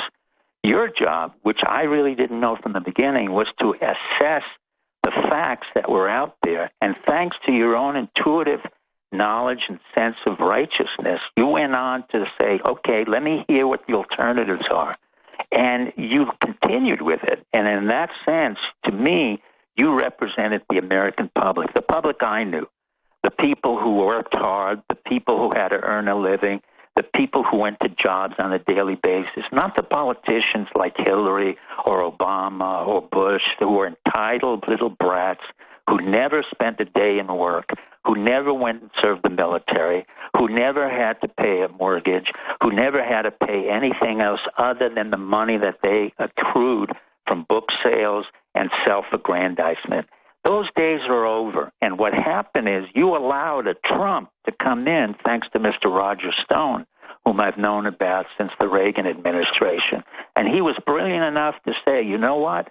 We're going to legitimize the people who've been out there called the truthers and the wackos, the 20 million of us, who basically are saying, Bush, Cheney, Obama, you're wrong. Not only are you wrong, you're criminal. Well, to show your inside baseball, I didn't know you knew Stone. I knew of Stone. I didn't know how much high-level stuff he was involved in. I mean, elections in the third world, folks, put 2 + 2 together. But he's really a really great guy. I'm trying to get him back into town next week. And the behind-the-scenes stuff I learned, Trump knows a lot more, obviously, than the public knows. And Stone was basically talking about how many really good people in the government are basically saying what you're saying, that none of them were ever perfect. But they now realize this country is going to be brought down if we don't turn things around and stop this hijacking of the government by select groups at the top. I agree with you. Well, I know of Roger Stone. I don't know him personally, but I've had a lot of respect for him. But I've had an immense amount of respect for Trump. And I'll give you an example. When he went on your radio, he went into detail about Afghanistan, that we sent our boys to die there for no reason, while the Chinese are picking up rare earths, lithium, and all the other minerals. And he was right on. Then he talked about inversion, which Hillary Clinton has no idea about. Obama has no idea because he thinks that Goldman Sachs is a brilliant entity, although he knows it's as crooked as the day is long. And this is the kind of man that we need right now. We don't have a year. And if I can say anything to your audience, we do not have 1 year left to live out this administration. Stop right there. Steve, I want you to skip this break. It's so important. I want you to flesh out, because a lot of people say, and Trump said, well, you know, it'll make him a martyr politically if we go after him. He's in so much trouble. You know, I don't know if we have time in the next year, but my concern is the way Obama's acting, the way his people are acting, the way they're getting really nasty and really making more and more stuff up, they're acting like they're getting ready to move against the American people. And so if you agree with that, I'd like to know what you think we should be watching out for, what they might pull. Well, what I agree with is that he is out of control, and he's fronting for an organization that's consisting of the Pritzkers, the Chicago Rami Emanuel, who, by the way, was being prosecuted for incompetency, lying, and distortion, even by the New York Times. And what we had was a distraction in San Bernardino from his good friend and buddy from childhood, Rami Emanuel, and the Chicago mob. And that's part of what San Bernardino was about, was to take away the attention when the New York Times asked for the resignation of Rami Emanuel and the entire government of Chicago. So what we expect to have is more denial, more crimes, and more distortions of the truth. What we need to do is to initiate a referendum where we will ask the president to step down. I do not want an assassination. What I want is a referendum where the people say we can no longer wait for a year. We do not want anyone else, and we will want to nominate by choice Trump. And either we have the elections now or we don't have the elections. We do not have 1 more year. And all this nonsense that's going on where ISIS is supposedly creating terrorist attacks all over the world, which they're not, quite frankly. You got to remember the 2 leaders of ISIS, the soul and the military arm, were both in our prisons in Baghdad for over 8 months. And if anybody in your audience believes that we in the military or in the intelligence community didn't double up these guys, and ISIS should know this, and every Sunni... They would have never been released. Muslim, they would have been given acid baths if they weren't double agents. They are double agents for us. So anybody who follows these fools knows that they're following CIA and military intelligence operatives who've been doubled by us easily, and then we create the false flags, the false enemies, which basically we claim are Muslims. The Muslims are not our enemies. They are the enemies, perhaps, of Israel, who has a problem with their survival, but we are not. Well, I'll say this. Obviously, Wahhabis being brought in is meant for there to be attacks, so the government's bringing them in. They are, at the top of the food chain, guilty. Let me be very frank. In my business, and they know this from my past experiences, it's easy for me to take out the Wahhabis and the Salafists in Saudi Arabia and Pakistan. That's the easiest work I can do. But fortunately, they're not letting me or others do that kind of work because they're easy to neutralize the way they were neutralized in other countries and other worlds, which I was involved with. But unfortunately, our government is involved in creating these episodes. Like Bush Sr. was involved in allowing Noriega to start agitation propaganda. Why? Because he wanted an excuse to send in the 82nd Airborne. Well, absolutely. But here's my question. I think they've misjudged the calculus to be able to bring in radical jihadis, have them attack us, and then take our guns and restrict internet free speech, as Hillary's trying to do. I see how they brought them in to let them do it. I get it's a false flag ultimately because they brought them in. Correct. I just don't see how they think they'll get away with that. Well, let me put this one. I really have to look back at San Bernardino, and you look at Como, the interviewer, in the newspaper, on CBS or ABC, where he asked the lawyer, there are many holes in this story. Number one, both the husband and wife were handcuffed. Number two, they were able to Twitter while they were shooting. Number three, you have a high military operation where even if you were a Black Widow, you couldn't be trained in this, particularly if you're 90 pounds. And the other man had no idea of how to deal with military capacity. But there was a third man who nobody talked about. My point to you is this is consistent with Sandy Hook. Once you have lied, once you have contrived false scenarios, just go all the way. Continuously be a liar, and you will continuously be. Well, there is some evidence that the husband and wife were decoys and there were other shooters, and that's usually how you do it. That's exactly what I must have. But the issue isn't this. The issue is much greater. Can we continue with a criminal like Obama, who is protected by incompetent Secret Service that has been rife with prostitution, alcoholism. And Dr. Pieczenik, stay there. We got to go to break in 60 seconds. Stay there. We're going to come back, and we're going to get into some of his anti-terrorism operations he was in, because they're so interesting. What he can talk about, a lot of it still partially classified, but really interesting fellow. And, yeah, when he comes on the show, then I guess they try to indict him and stuff for the things he talks about. So I don't know the audience realizes the stuff you're hearing here. I mean, this guy's really is very interesting, to say the least. We'll be right back. Don't forget, free shipping until December 18th at InfoWarsStore.com, and your purchase makes it all possible. InfoWarsStore.com. All right, 5-minute segment here, 12-minute segment coming up with Dr. Steve Pieczenik. We've got our reporters from San Bernardino, California, joining us with video and audio feeds at the bottom of the hour, Joe Biggs and others. Don Salazar just ran in here and he said what Dr. Pieczenik just talked about, there being other reported shooters, is true. And I remember seeing that in the news, but we have a CBS News clip we're going to put in the computer, we're going to play later, next segment, where one witness said, no, there were 3 tall white males with guns that were shooting people. There was an active shooter drill there. I mean, the mathematics of that happening and this happening, I get it. I really haven't gone there. My reporters have. I've been attacked in the Washington Post over it because I don't care. They opened the door and brought these people in to begin with. So it's a false flag any way you slice it. But I tell you, I'm so sick of everything being a false flag. But the evidence just mounts and mounts and mounts.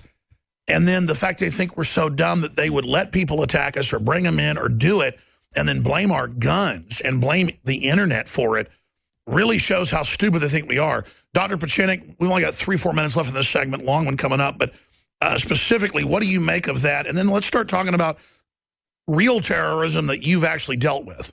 Real terrorism doesn't occur on a false flag. When I had to deal with a Hanafi Muslim in 1978, Carter had created the situation accidentally, and I had 500 hostages in 3 buildings. The FBI correctly called me in under the auspices of the U.S. prosecutor. And what I did was to take the Quran and basically use the talents of 3 Muslim ambassadors, Yaqub Khan, Ghurbal, and Zahidi, one Egyptian and one Iranian. And we were very effective in disarming a man who had killed about 4 or 5 people. That was real terrorism. And that was the first time the issue of stopping a Mohammed film and the fact that we had to release hostages was an issue. And I didn't release any hostages, and I didn't allow him to continue. He was declared mentally ill, but I knew his background. And basically, we disarmed him, even though Jimmy Carter was not very helpful. And I was disobedient. The point here that I'm trying to say to your public, and you have said repeatedly, is you must be disobedient. I'm asking our military and our intelligence officers to be disobedient, because if you're not, you're going to destroy this country. And the only reason why I survived was I was a Navy captain, a Deputy Assistant Secretary of State, and I said to the President, you're wrong, and you stand down or you fire me. And I continued. I did the same thing again when it was in Panama, where Bush tried that, and I explained it to the CIA operatives that if you continue this, I will get you into trouble. I did the same thing in Cambodia, where the CIA got involved again, created distortion, denial, and we disarmed them using other techniques that I cannot go into. So the primary problems we have in the United States is not Muslim or Christian or any religion or ideology. It is the dysfunctional aspects of a CIA and an intelligence community that has grown out of proportion. We now have 16 different intelligence units that do absolutely nothing, are paid trillions of dollars, is run now by a Navy admiral who really never had any experience in intelligence, was a submarine commander, was run before by a general who was in G2 and had many degrees. But this cannot continue. We do not have a Congress, a president, or a military and intelligence that is viable and concerned about our national security. And that's where America has to have the American Revolution in a way that's productive and constructive. Why you are important and why Trump was important is you are the game changer. You are the expression of that American Revolution in the 21st century. To allow the truth to come out, St. Augustine said, don't worry about the truth. Let it do what it does best, to destroy those who distort the truth. So I quote St. Augustine, and I say to the American people, please don't give up, and don't give up hope. Stand by what you believe and demand a referendum to get this president out and demand accountability from Bush, Clinton, and others for criminal acts. We'll be back. And we will win. We'll be back. Stay with us. Dr. Pieczenik's our guest. While we see radical jihadists brought into the country, whether it's false flag or not, we see the president saying it's the fault of the Second Amendment that would cause a revolution in this country if they come for the guns. We have Obama saying, I'm going to put you on a no-fly list and you can't own guns extrajudicially. Where are the constitutional lawyers pointing out this is a Constitution-killing initiative? Meanwhile, new Star Wars plot is cloaked in unprecedented secrecy, and theaters plan contest fans to watch for days until they drop. I mean, the movie looks unwatchable. They get the worst actors. I thought the guy that played Darth Vader last time, looked like a kid from a school play. Now they've got some other new lead actor who is just as bad an actor. And this is our big cultural experience. World governments being established. Huge military escalations between Turkey and Russia. Turkey's now moved in troops into Iraq. All hell's breaking loose. The Turkish president's threatening to blow up Russian ships. If that happens, you know what's going to happen. The Russians are going to respond. It's going to escalate very, very quickly. And the average American, the average young person especially, I'm talking about 25, 30-year-olds, is drooling over Star Wars. Drooling. And they're so bad. It's like one big, giant Jar Jar Binks nightmare. So, revolutionary in 1977, not revolutionary today. Horrible. James Earl Jones and Alec Guinness, these people are not, to quote Yoda. Penis transplants being planned to help wounded troops. Wow.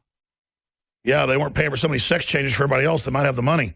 Scientists turn to religion for climate action. Yeah, they're now trying to fund groups to stop the satanic denial of that. We've got Venezuela opposition is basically taking over the legislature. Socialists are on the run. Oil's the lowest it's been in 7 years. That's some of the news up on drudgereport.com, up on Infowars.com. Obama, 6 years later, calls Fort Hood a terrorist attack. J.P. Morgan and Citigroup agree that the U.S. economy is steamrolling towards recession. Oh, they've finally come out and said it. Former Congressman Joe Walsh goes on anti-Islam rant, dares Loretta Lynch to prosecute him. Regardless of what you think of Islam or radical Islam, don't you have the free speech? Now, we've got Adon Salazar in the control room. I want him to introduce this clip, and we'll get Dr. Pieczenik's take on it, saying that how was there a drill at the exact same time of this happening with armed military police there? I mean, that is super rare. And it just keeps happening at false flags. And then you've got witnesses saying they saw white guys running around. Well, see, the globalist up above it may have had the police there for a drill to confuse everything even more in case something went wrong. See, a lot of times the drill isn't people that are part of it. That's why they had folks in the 7/7 bombing admit, we were running a drill, the exact same trains and exact same bus being bombed at the exact same time. Scotland Yard was part of it. Well, they weren't part of it to go on the news and say, it's crazy we were running a drill. They were hired for smog, for confusion, for fog of war.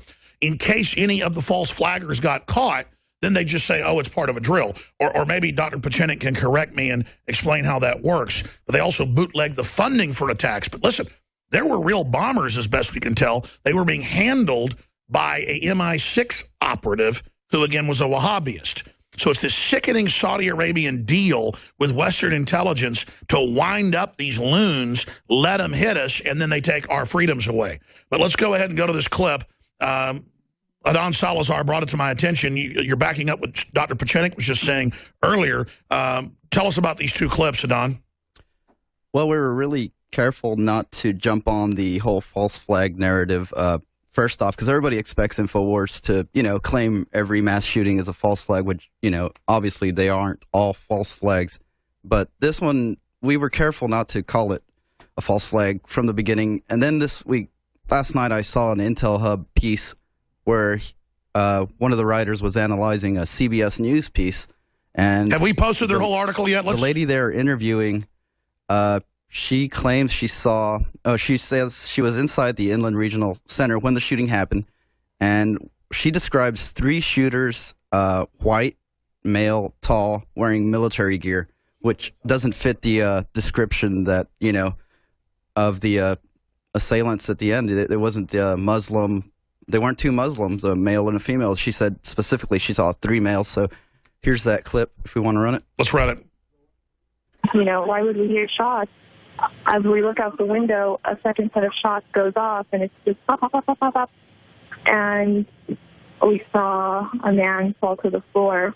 Then we just looked, and we saw 3 men dressed in all black military attire with vests on. They're holding assault rifles, and they opened up the door to Building 3. And one of them opens up the door to Building 3. He starts to shoot. He just, shoots all over into the room. That's the room that we typically have conferences in. We just heard more gunshots go off. That's Sally Abdelmajid, I think is how you pronounce it. And there's other witnesses saying the same thing. There's the Intel Hub, run by Shepherd Ambulance, a pretty good website. He's a really great guy. I love the new look at their site. I haven't looked at it lately. Eyewitness to terror attack. 3 tall white men did it. Boy, MSNBC will have a heart attack of joy if they get to do that and make it racial. But this doesn't fit what the other witnesses said about how they made the Christians and others beg for their lives. So do they piggyback something? That woman sounded pretty credible. I know we have another clip. Let's get Dr. Steve Pieczenik's take on what he just heard. I don't think that's I think that's very credible because since 9/11, we've had the same type of dynamics. We have the white guys creating the problem, then blaming it on the Muslims. In effect, the Muslims have not been a major part of this problem. The major part of this problem has been us, you know, and the enemy is really us.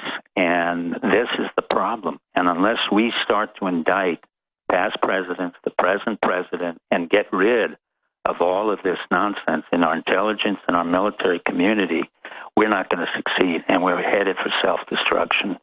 Obama's part of this. Cheney was part of it. It doesn't matter whether you're Democrat, Republican, liberal, conservative. The republic is deteriorating, and it's self-destructive. This is the modus operandi of what happens when you have an intelligence community that is totally out of control, has no oversight, and we have no ability to control what's going on. Okay, I see the evidence of false flag, that they open the doors, at least let them in. I mean, that's open and shut. This makes it even more suspicious. I just can't believe they would be that reckless, but, I mean, look what they've already done, as you said. Well, then the narrative, the calculus, it blows up in their face. If they bring in radical jihadis and let them attack us, why would they do that? Well, we see it. Come after our guns, come after our speech, and say we must comply to radical Islam so they don't kill us. Is that the calculation? No, the problem is they're not smart enough to figure out what you did. And I'm not trying to laud you. I'm just simply saying they didn't put in their calculation in 9/11 that there would be an Alex Jones and a Dr. Pieczenik who would a year later predict that 13 years later the president of the United States would claim he would kill a man who was already dead. That's the problem with all of this strategic false flags. They're not smart, and they think the American public is dumb. The American public is not dumb, plus the fact you have Alex Jones and 20 million listeners, plus the fact that we have the Internet, and it works both ways. The Internet may expand and create fear, but at the same time, in the hands of an Alex Jones or Dr. Pieczenik or Trump, it reverts. We can use it as the weapon. They did not expect that to happen. They were not prepared for that. And that's why they kept monitoring me in particular, as you said to me. Thousands of operatives monitor me. Of course they monitor me. They know my history. They know I've been off record visited by U.S. agencies and foreign ones. And I've gone ahead and met with the people, and, you know, they just point blank say, we're deciding what to do with you. And I just go, well, do whatever you got to do. I'm going to keep doing what I'm doing. I know you've got those visits as well. I just don't think the average person out there understands how serious this is. But here's the good news, Dr. Pieczenik. I've had former heads of special forces, current generals, people in Congress contact me and say, we're rooting for you. We appreciate what you're doing. And so there are a lot of good people in the system as well. They are, but they have to act. There has to be a core of defiance by the special forces, by our intelligence community. And for that, trust me, I will pay a price later on, because I normally get emails from the intelligence community saying I've gone too far, or I will get another subpoena. But I'm willing to do this to say to the American public, enough is enough. Our country is out of control.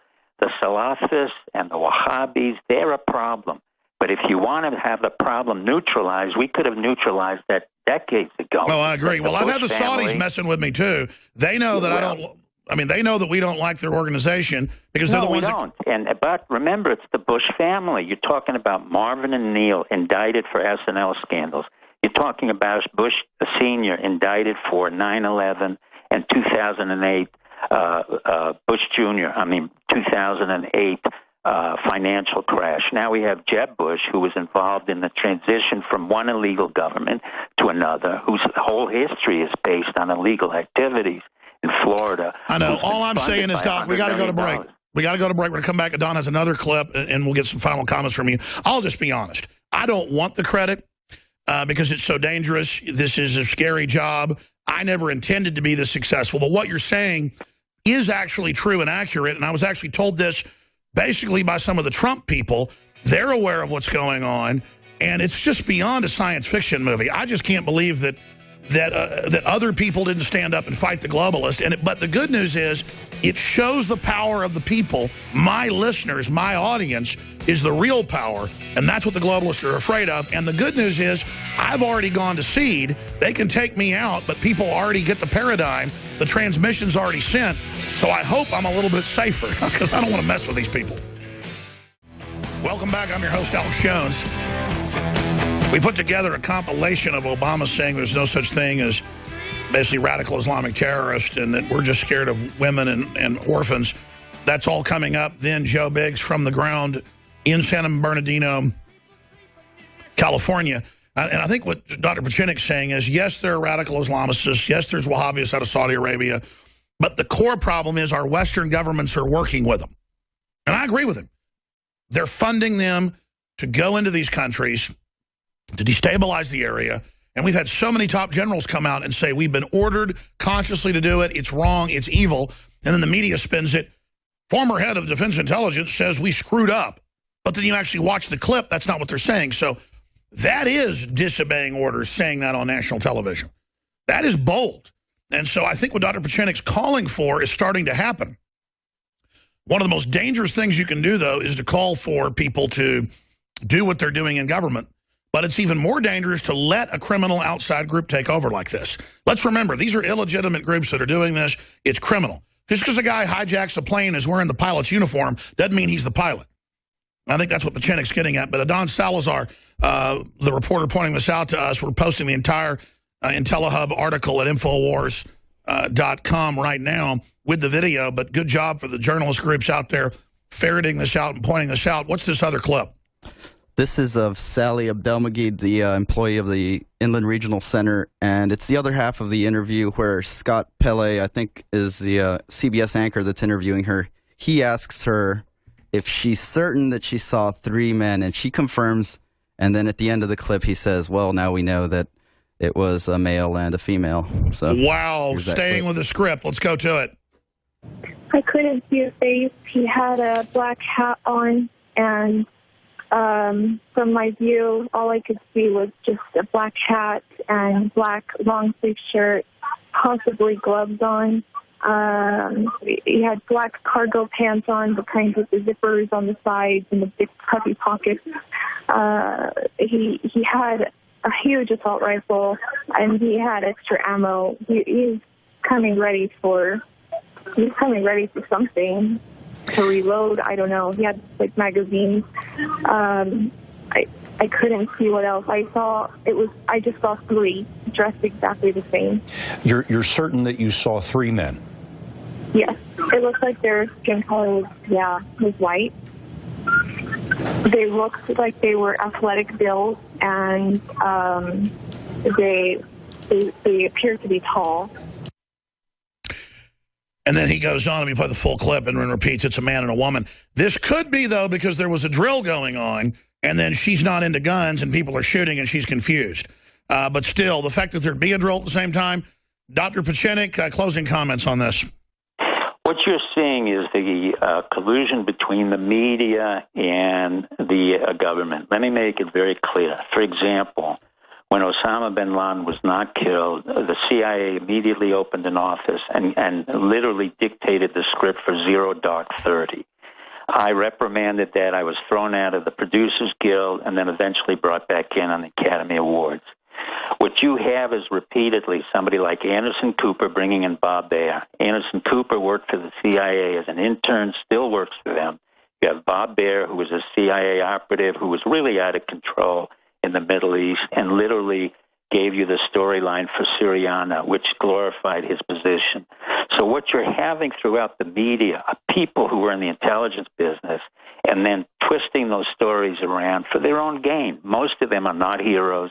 Most of them are not great Americans. What they are is very greedy individuals who want to make money, who make money on this kind of business where they offer protection, where they offer some kind of position. But for the most part, these are frightened individuals. When 9/11 occurred and 2 CIA operatives had to admit to me what had happened, as well as military intelligence, you have to realize that almost everyone who works in our government, in either intelligence or military, is beholden to a paycheck. Well, do you remember the Rumsfeld clip that came out where he's with 6 generals? And they say, sir, we may need another 9/11. Can we please have one? Yep. And it's being recorded. And that's the thing that's so crazy is that you've said you'll testify to Congress that you were Council on Foreign Relations meetings, and there's just open discussion of this. I mean, when I've had these foreign governments come visit me, they're just very honest about this. And they go, okay, well, you know it's a false flag, but you don't hate our country. And I'm like, no, I don't hate your country. And you know a bunch of governments are involved. Yes, I know a bunch of governments are involved. And I just can't believe that even these groups, I don't say this to make me sound big because I don't like this, they're actually scared of me. And I just don't want them to stop saying my kids belong to the state and they want my guns, Doc. I just want them to cut them. Well, they won't, because you are protected by the truth and the fact that there are many people who care about you, and the fact that Trump came on was a major, major game changer, the likes of which people still don't really understand. Stay there. I want you to finish. 2 minutes, Dr. Pieczenik. StevePieczenik.com. Stay with us. I know one thing for sure. When the New York Daily News comes out and has one of their journalists say that the conservatives that were basically killed there deserved it because they were conservative, we're dealing with some sick freaks. And the whole leftist ideology in this country has just mutated into bizarro land. Again, I've said this 1,000 times. I'll say it again. Thomas Jefferson was what I'd call a liberal. George Washington is the country's first conservative. I admire both men. I would be a liberal in 1776. These liberals today are freaks. And I know conservatives can get real weird in wartime and stuff too, but man, you know, I mean, I tune into MSNBC and it's like some type of Soviet brainwashing channel. I mean, they're so weird. They're so manipulative. They're so cult-like. We're going to be talking more about that. We have a compilation of a video that Dew put together titled Obama Caught Running ISIS. It's very powerful. Then Joe Biggs will be joining us from San Bernardino. And then right into the 4th hour, Paul Joseph Watson from London. We haven't even gotten into the economics, the Trump news. There's so much more. But I think the good news here is this radio show, other radio shows, folks like the IntelliHub that was breaking that other news, everybody. The alternative media is becoming the dominant media in numbers, not just in having more credibility. And it doesn't mean we have all the answers either. But the establishment is out of gas. They have no credibility. And you've got these different criminal camps that are trying the same old thing. And I just wanted to say to Dr. Pieczenik briefly and get his brief response. He's got to go and we've got to go. He was on a few months ago, and he said, you know, at the CFR and all the rest of it, I fed the line that Jeb Bush had run, knowing that once he got back in, we used 9/11 on him.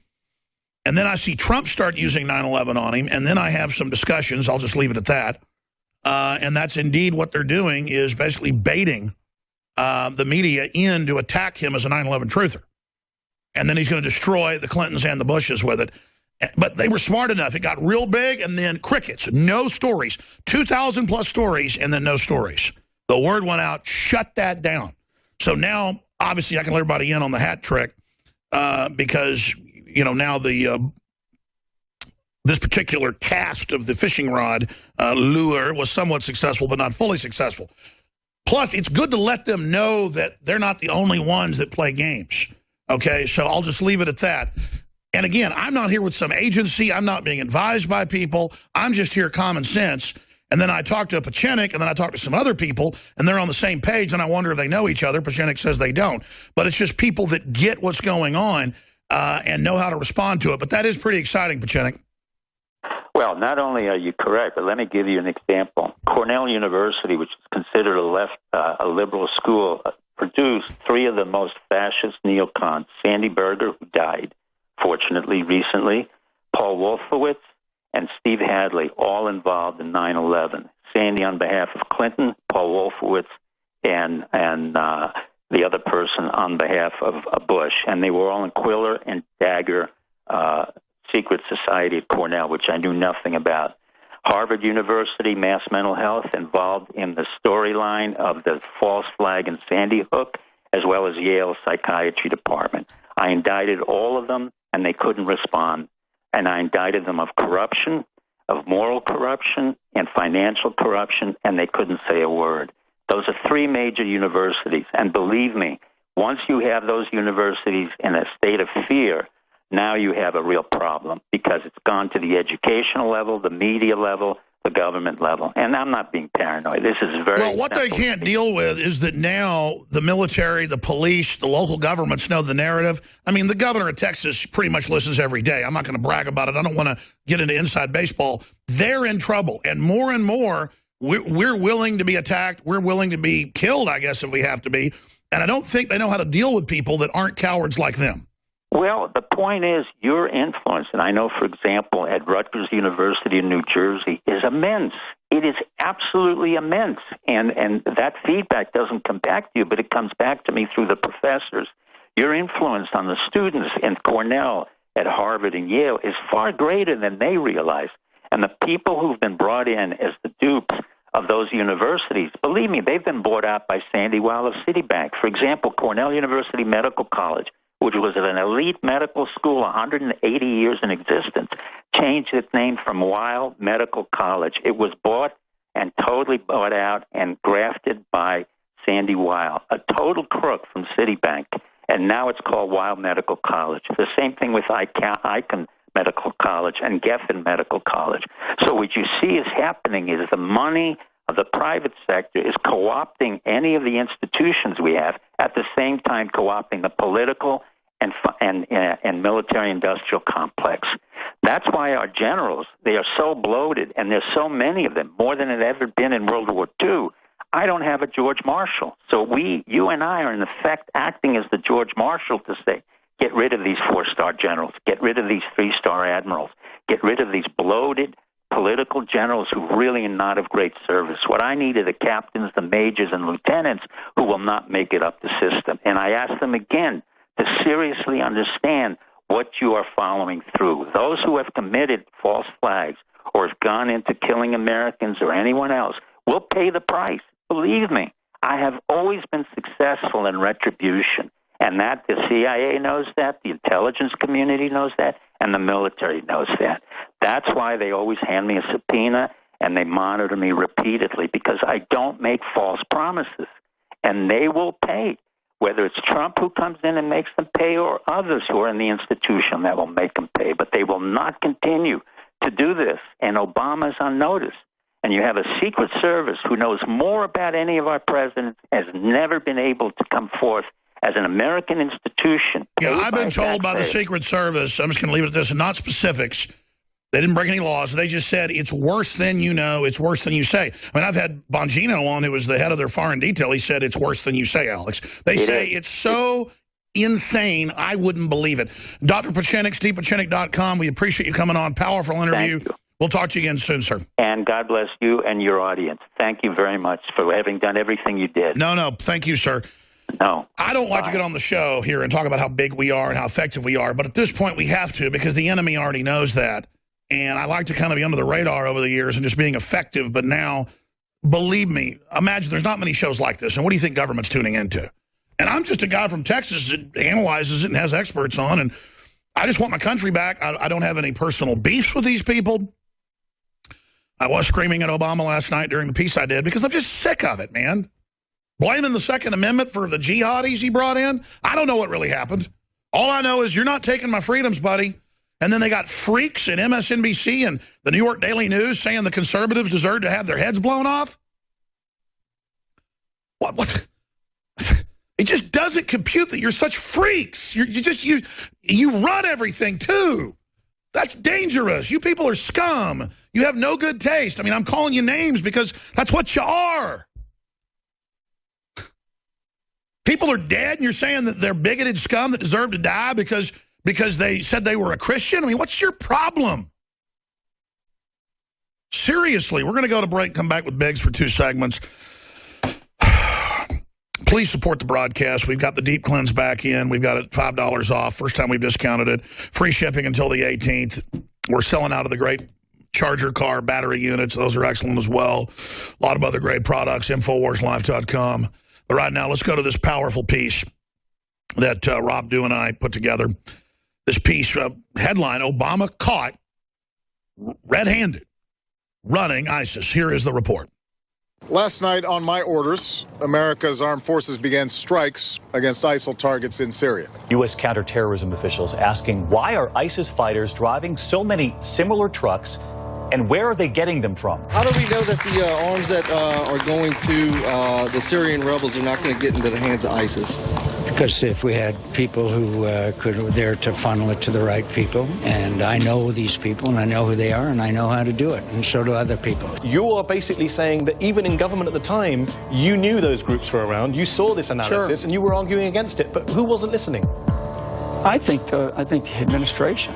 In an interview with the New Yorker magazine, he compares groups linked to al-Qaeda to an amateur basketball team.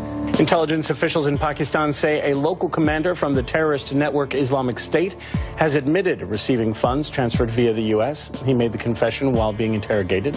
Today, we learned that the same group may now be in possession of a deadly cache of American-made firepower, Stinger missiles. I think it was a willful decision. A willful decision to go support an insurgency that had Salafist, al-Qaeda, and a Muslim willful Brotherhood. decision to do what they're doing, which you have to really ask the president, what is it that he actually is doing? As I've said before, this aspect of our strategy was moving too slowly, but the fall of Ramadi has galvanized the Iraqi government. So with the additional steps I ordered last month, we're speeding up training of ISIL forces, including volunteers from Sunni tribes in Anbar province. Now, U.S. military aircraft have dropped ammunition in areas held by ISIL terror group in Iraq. Now, according to volunteer forces who are fighting the terrorists, American helicopters dropped boxes of weapons in Yathrib and Balad districts in the Salahuddin province. We now hear that President Obama will ask Congress for $5.3 billion to equip and train Iraqi soldiers and quote-unquote moderate Syrian rebels to fight the Islamic State militants. Reports say the U.S. military has airdropped weapons for the ISIL on several occasions. Last month, I ordered our military to take targeted action against ISIL to stop its advances. Do you know that he made the Air Force drop leaflets telling the ISIS truck drivers to get out, that bombs were going to fall? Did you know that? Does anyone know that he did that? This is going to make people think twice about this guy. This is not as clear as it may be of he's just a pacifist or a liberal. There's something more here, Donald. And it's been more than a year now. ISIS's capabilities seem to be expanding. Were you aware that they had the capability of pulling off the kind of attack that they did in Paris? Are you concerned, and do you think they have that same capability to strike in the United States? The unclassified reports have estimated that in just the first 12 months of renewed ISIS operations in Syria and Iraq, they've recruited more than 22,000 foreign fighters. At least 4,000 are Westerners. So those are Americans, Brits, French citizens, German citizens. It was very disturbing to pull this from the UM website in September that says of the 381,412 arrivals that came across the Mediterranean Sea just this year up to September, that 15% were children, 13% were women, and 72% were men. Such a backlash against Syrian refugees coming to the United States after the word that some of these attackers may have passed through Syria. 31 governors now say they don't want them living in their states. Many presidential candidates calling for a ban or religious tests. Congress moving for a moratorium on new refugees. They point out there's an extensive vetting process that includes the intelligence community, the Departments of State and Homeland Security. In fact, George, concerns in Syria is that we don't have the systems in place on the ground to collect the information to vet. That would be the concern. Yes, I think that's the challenge we're all talking about, is that we can only query against that which we have collected. You can't account for what you don't know, and that goes to the intelligence deficit that I think is embedded in your question. But apparently they're scared of widows and orphans coming into the United States of America as part of our tradition of compassion. It's a terror threat unlike any Europe or the U.S. has seen before. It's the ultimate stealth weapon for ISIS. A female suicide bomber is like a stealth precision weapon. A stealth precision weapon, Brian, and this is a major change in strategy. Thanks to our military and counterterrorism professionals, America is safer. We may have somebody who comes to us and is simply not on our radar for any discernible reason. And there may also be the possibility that somebody decides to do something bad after they've been admitted through the process. We do not close our hearts to these victims of such violence and somehow start equating the West, the issue of refugees, with the issue of terror. Caused it.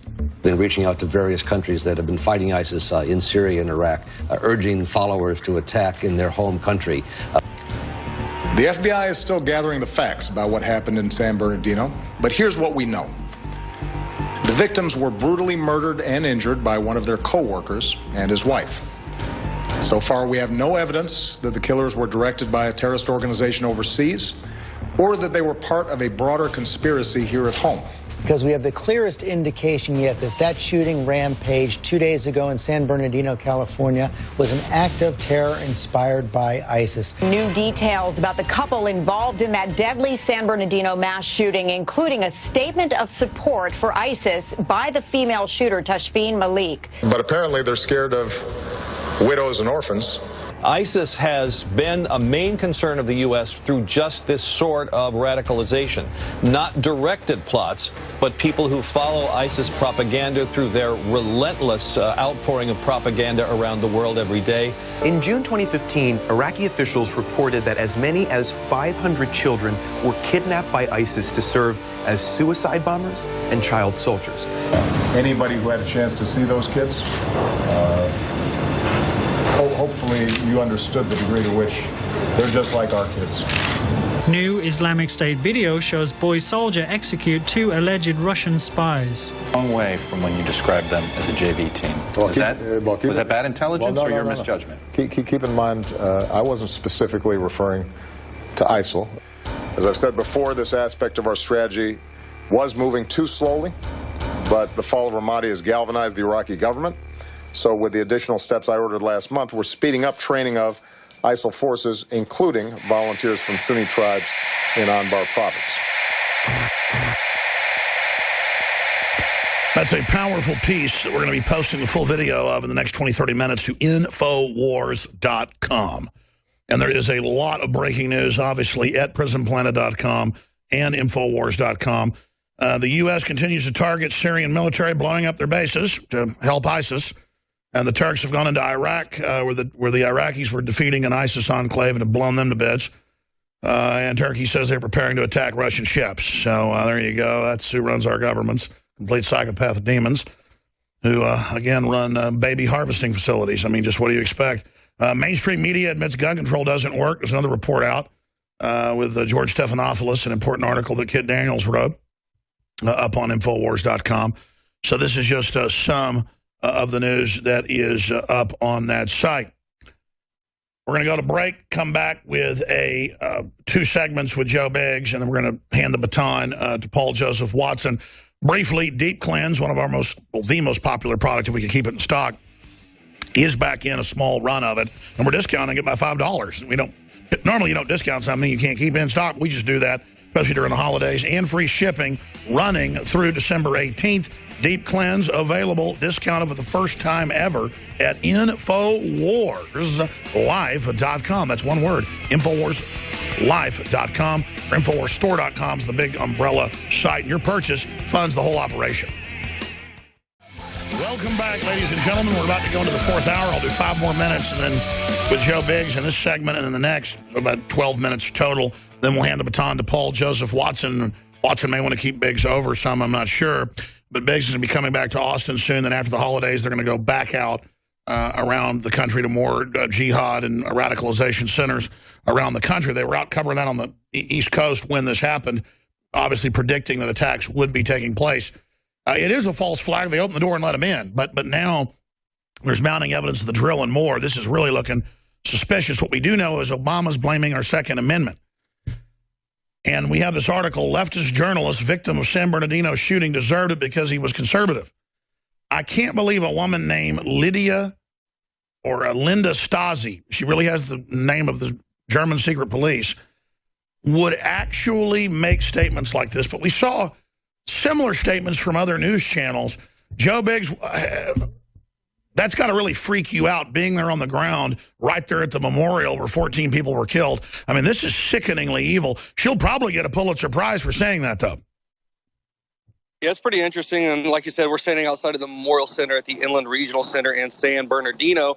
And, I was listening to your interview with Steve Pieczenik earlier, and a lot of things he says I have to agree with. And the fact that, earlier today, Adon sent me that email with those videos. And, when you go back over and you watch it, that firsthand account of how they were describing the people that were coming through shooting, it's really odd when you see this unfold, days later, and what the narrative has been pushed out. Continue with what's developed in the last 24 hours. Well, as yesterday, like we said yesterday, the father of Saeed Farouk came out and said that his son had admitted to him that he did support ISIS. He had pledged his allegiance to, al-Baghdadi, the leader of ISIS. And then last night you have President Obama coming out saying that the people in America are afraid, we're scared, which I don't quite frankly agree with whatsoever. I don't think we're scared. I think the person who was scared is President Obama. He never seems to want to do anything, especially for the American people or the interest for us whatsoever. He always seems to be doing everything he can to help and evade the enemy. Well, Joe, obviously, when I thought of it, you and Leanne were already on it, but you've got to get to this lady. We need to see her on camera, describe this, be clear, explain that she actually saw the guns recoiling because it could have been part of the drill. If she sees that, and she sounds credible, but if you're able to vet this and get an interview with her, this is going to be bombshell.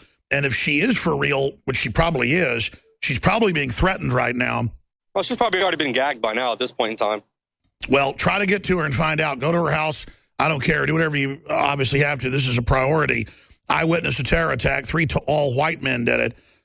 This is just over the top to see this and then to have the drill happening at the exact same time.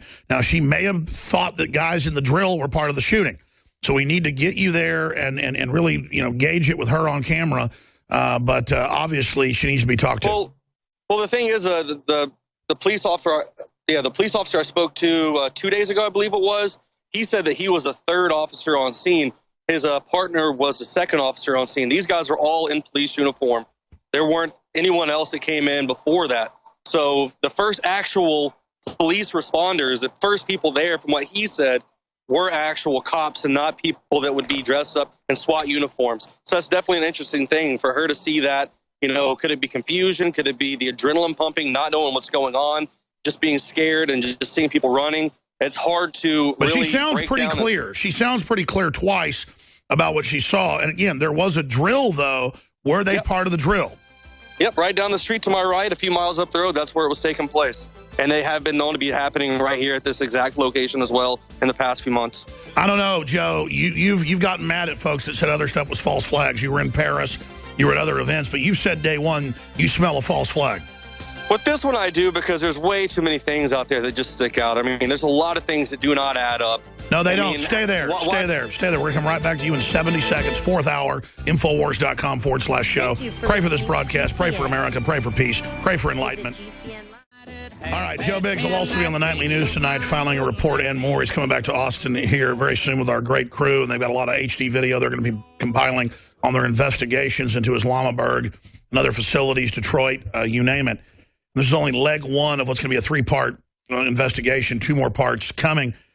Shifting gears out of whether this was a false flag or not. They let him in. They protected him. They attacked us. I believe more of this is going to continue to happen. But, Joe, looking at Obama saying everybody agrees we should, if you're on a no-fly list, you don't get guns. Well, no, they put innocent people on those. It's made up. Those are a fraud and complete garbage. This is an outrageous announcement that he wants laws passed to just put us on magic own gun list. What would even spark that to even come up in conversation? That's what I don't understand.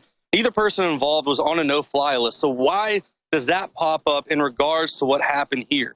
And like you said, there's been people who've known to be preppers, people who work in Homeland Security that are even on the no-fly list. So anybody could get put on it. And then that could stop those people from being able to purchase a weapon to protect themselves. I just don't understand where his reasoning comes into because this. He wants to be able to put us on list with no court. It's called dictatorship, yeah. But I mean, I just don't understand how people in large numbers don't see through that. No, I get it. There's no logic. It's an inversion of reality. They're waging war on common sense. I mean, the fact that, like I said right before we went to break, the fact that he's saying that Americans are scared. I don't believe Americans are scared. I think they're pissed off. They're fed up. They're angry at the fact that we have the leader of the free world, who was, quite frankly, what a retired lieutenant colonel said last night live after the interview, a PU-55 Yankee. I don't want to say the word out, but I mean, if you spell it out, you write it down on a piece of paper, you understand what I get. This lieutenant colonel, live on TV on Fox Business, called the president that last night, and indeed, that is what he is. He is the one that is scared. He is the one that is helping these guys out. He is the one that's bringing this in, this terror, and then saying that we're scared. We're not scared. We're angry. We want a president who's going to stand up and do the right thing and protect our country and make sure that they have our best interests in need. This guy does not. He is treasonous. He should be impeached. But like you said, we're about a year away. It's not going to happen. Well, it needs to. I mean, just they need to back off. I mean, let me tell you, this is a hardcore group. When on a bunch of channels they said, well, there was a Christmas tree, well, they were Jews, they were Christians, and then now they just come right out and say it. Hey, in major newspaper, hey, it was a guy was a Christian, that's bigoted, he was the problem. I mean, what type of freakazoid thinks that, much less puts it in a newspaper? Yeah, I mean, this whole story just stinks to high heaven. You know, we're going to, in a minute, we just found the location of where the actual shootout was. We're going to go out there and investigate that. See if we can see any bullet holes in the fence or anything like that. Because, I mean, it's really odd to have, you know, your supposed dead suspect on the ground and they're both handcuffed. It's a little weird. Well, what about when they let MSNBC in to contaminate the crime scene 2 days after and the bed hadn't even been thrown? Nothing, walls hadn't been torn out. Yeah, that place had hardly been rifled through. Yeah, but they're saying, but yeah, exactly. The police are saying that, oh, we were done with that. We'd already cleared it. We'd gone through everything. That's just super suspicious. And that even sounds like something that was staged in order to kind of help push the narrative they're trying to get out there. Yeah, I tell you, who goes in and shows that stuff? That goes against journalism 101. You don't show people's IDs and things like that, especially when there's an ongoing investigation. No one knows what's really going on. It seems like they're like, hey, look at this. This is how it really is. See, it's right here. See, look, this is how it is. And instead of just letting the evidence come out and point to that. The standard operating procedure across the board is being turned off. They're flying in plane loads of people and not even looking at their IDs and telling us in the news. And they're I mean, normally for months that had been walled off. They'd have torn the walls out, torn it all out. We're told it's a bomb-making factory. Where are the bombs once we get in there? I mean, it's hard to believe that could even be in there. I walked over it. That's a very small area.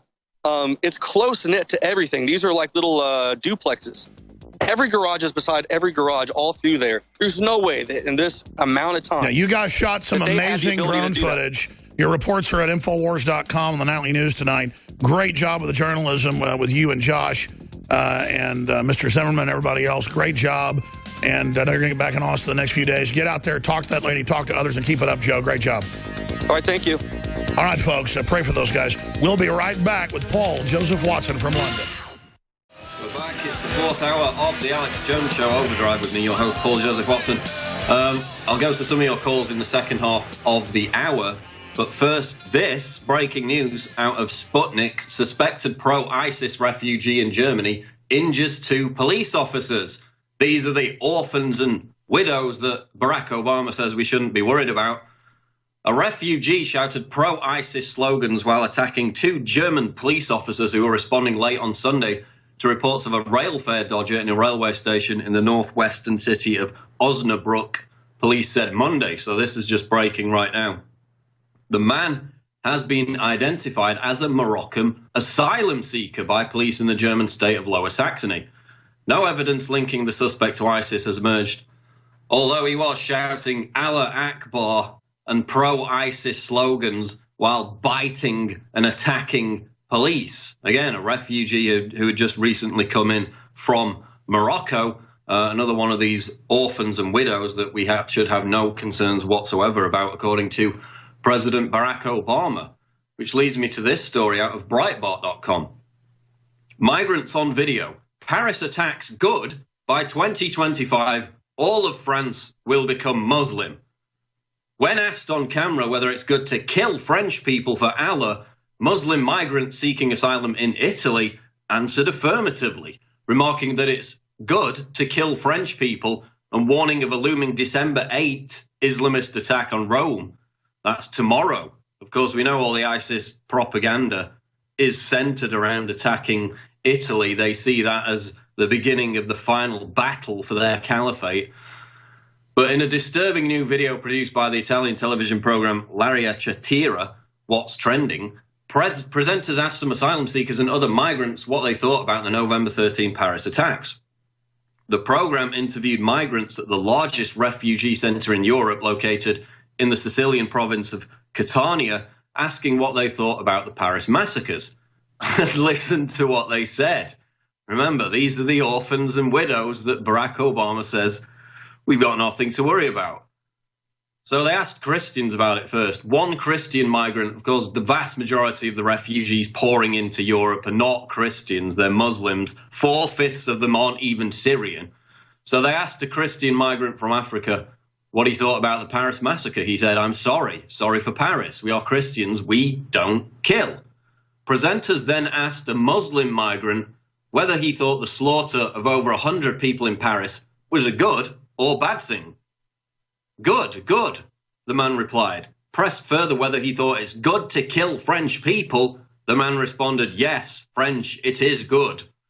To the third question, whether it's good for a Muslim to kill for Allah, the man again replied, yes. Again, which is in line with all the polls, especially the Pew survey, which I've highlighted, which shows that the majority of Muslims in most Middle East and South Asian countries agree with this. They think that stoning women is acceptable, beheading gay people, killing people who try to leave the religion of Islam is all perfectly acceptable. So there's no surprise that when they go and ask these migrants in these camps in Italy, they come back with many of the same responses. The article continues. The program interviewed a 23-year-old Muslim migrant named Ahmed, who's been in Italy for 5 years, who shared his opinion of the Paris attacks, as well as the future of Islam in Europe. Outside the mosque in Catania, Ahmed told the journalist that, quote, by 2025, all of France will become Muslim. Look, he said, referring to the Paris massacre, it wasn't us foreigners who did this. They were born there, kids like these, who grew up and learned things about ISIS and Islam, and they did it. What I'm saying, he continued, is that our Quran said these things. So even the Muslim migrants there in the camp in Italy admit that this call to violence is in the Quran. It directly orders Muslims to go and kill the infidels, and the passages are right there for everyone to see. But of course, Barack Obama is still afraid to even say the term Islamic terrorism. So they interviewed all these migrants at this camp. They praised the Paris attacks. And these are the people that are going to be coming into Europe. They already have. In that case, they're going to be coming into America. And again, Obama says they're just orphans and widows and there's nothing to worry about. And you go back to Germany, where we just had another attack on police, as I just mentioned. The hospitals there are completely failing to cope with this migrant invasion. And they're actually having to hire security guards to be with the nurses during nighttime hours in these German hospitals because these migrants are just attacking the nurses. They're lunging at the nurses who are trying to give them free frigging healthcare, biting them. This is the culture that we're importing into Europe. And of course, ISIS again is bragging that it's going to infiltrate the West via this refugee program. This is out of the hill. ISIS has targeted refugee program to enter US, chairman says. Intelligence officials have determined that Islamic extremists have explored using the refugee program to enter the United States. The head of the House Homeland Security Committee said on Monday, this just broke an hour ago. Michael McCall declined to go into detail about the determination, which the Obama administration has not announced publicly. Again, orphans and widows, that's all that Obama will say about it. Yet the disclosure could add ammunition to critics of the White House's refugee plans, who have warned that the program is vulnerable to infiltration by adherents of the Islamic State. ISIS, really? Do you think? Maybe you should actually go and read ISIS's own manifesto, their own propaganda, where they brag about how they're going to exploit this refugee program to infiltrate jihadists, just as they did for the Paris massacre. They actually went down to the Hungarian border where these refugees were coming in and hired some of those individuals who carried out the attack. Of course, the mastermind himself behind the Paris attack bragged about how he was able to exploit this migrant red carpet to plan the bloodshed in the capital of France. So we had this article last week, which didn't get much attention. ISIS brags about exploiting refugee program to send sleeper cells to Europe. A newly uncovered 99-page manifesto produced by the Islamic State brags about how the terror organization has exploited the refugee program to send jihadist sleeper cells to Europe since 2012, with the goal of creating Muslim no-go zones in Western cities that can be used as a base from which to launch further Paris-style attacks.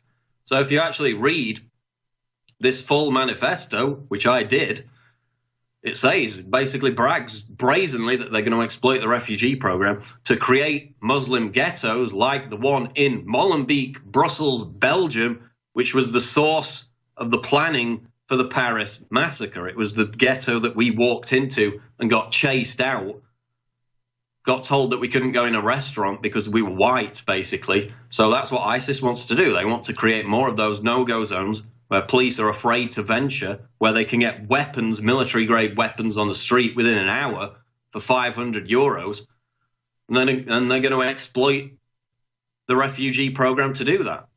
And yet still we've got this narrative that it's just about orphans and widows.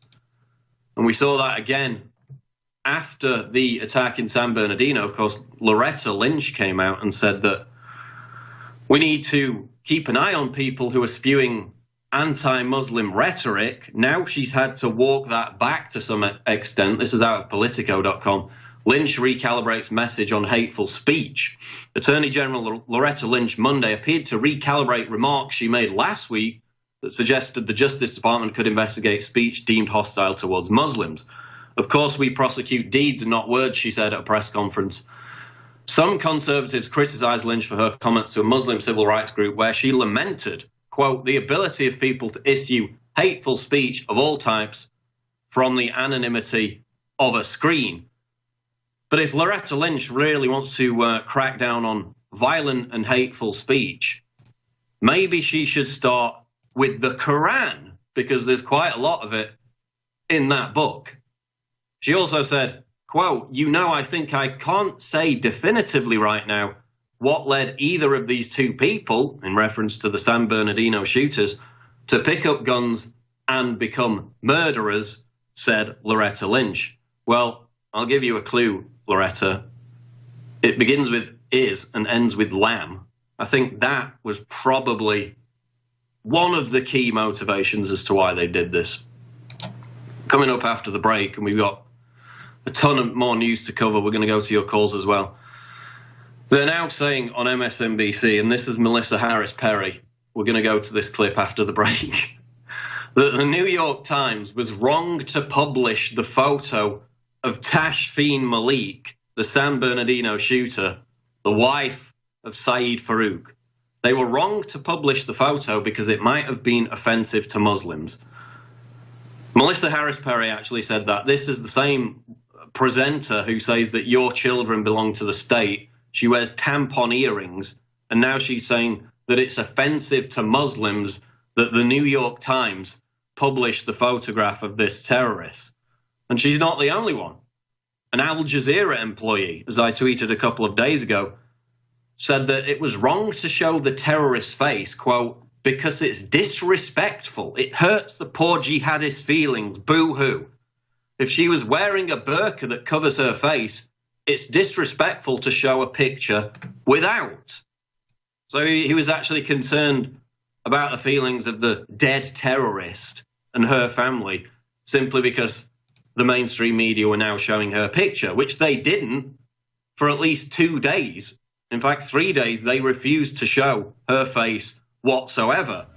But now they're complaining about it. Melissa Harris Perry on MSNBC is saying that the jihadists might have had their feelings hurt by the fact that the New York Times published the photo of the woman partly responsible for the massacre in San Bernardino. Stay tuned. We're going to play the clip after the break. This is the Alex Jones Show Live 4th Hour Overdrive. Stay tuned. We're back live. Hello. Drive the Alex Jones Show. I'm Paul Joseph Watson. Deep Cleanse is available at the InfoWars store. Of course, we've got free store-wide shipping right now at InfoWarsStore.com. And you can get $5 off Deep Cleanse, scientifically formulated to use powerful nanocolloidal zeolites and organic ingredients to aid the body's normal function of cleansing itself from chemicals and toxic metals. So that's available right now at InfoWarsStore.com. Now, before the break, I mentioned this clip, which we're going to go to. Melissa Harris Perry says that the New York Times was wrong to show the face of the San Bernardino terrorist. Here's the clip. And then all of a sudden we find out they're Muslim. Bam, gun violence is out of the question. We start talking about terrorism, and I'm extremely disturbed. I mean, I looked at the New York Times cover today. Here you have a whole op-ed on gun control. Great. Right next to it is pictures from the apartment of things that I have in my house. Yes! Like, these are things that all Muslims have in their house. There's nothing about that tells you a story about what terrorism looks like. So you're telling me that when my friends who are not Muslim come into my home and see a Quran or see frames on the wall with a scripture from my religion, is that supposed to tell you something? I mean, it's absolutely outrageous. We would never do that to anyone, and we didn't do that to Deer. We didn't do that to Roof. I'm tired of the double standards of how we treat Muslims. I mean, they are the perpetrators. That image, and then also right next to it, an image of the shooting suspect there in hijab, and that idea that, like, okay, this is what terrorism looks like. For me, that is a difference, and it is a material and meaningful difference. There you have it. Melissa Harris Perry saying that the New York Times publishing the photo of the terrorist, the woman who helped Farouk shoot dead, 14 people in San Bernardino, that was wrong, insensitive, and offensive to Muslims, merely showing a picture of the terrorist. This is the same woman who says that your children belong to the state, the same woman who wears tampon earrings on her show.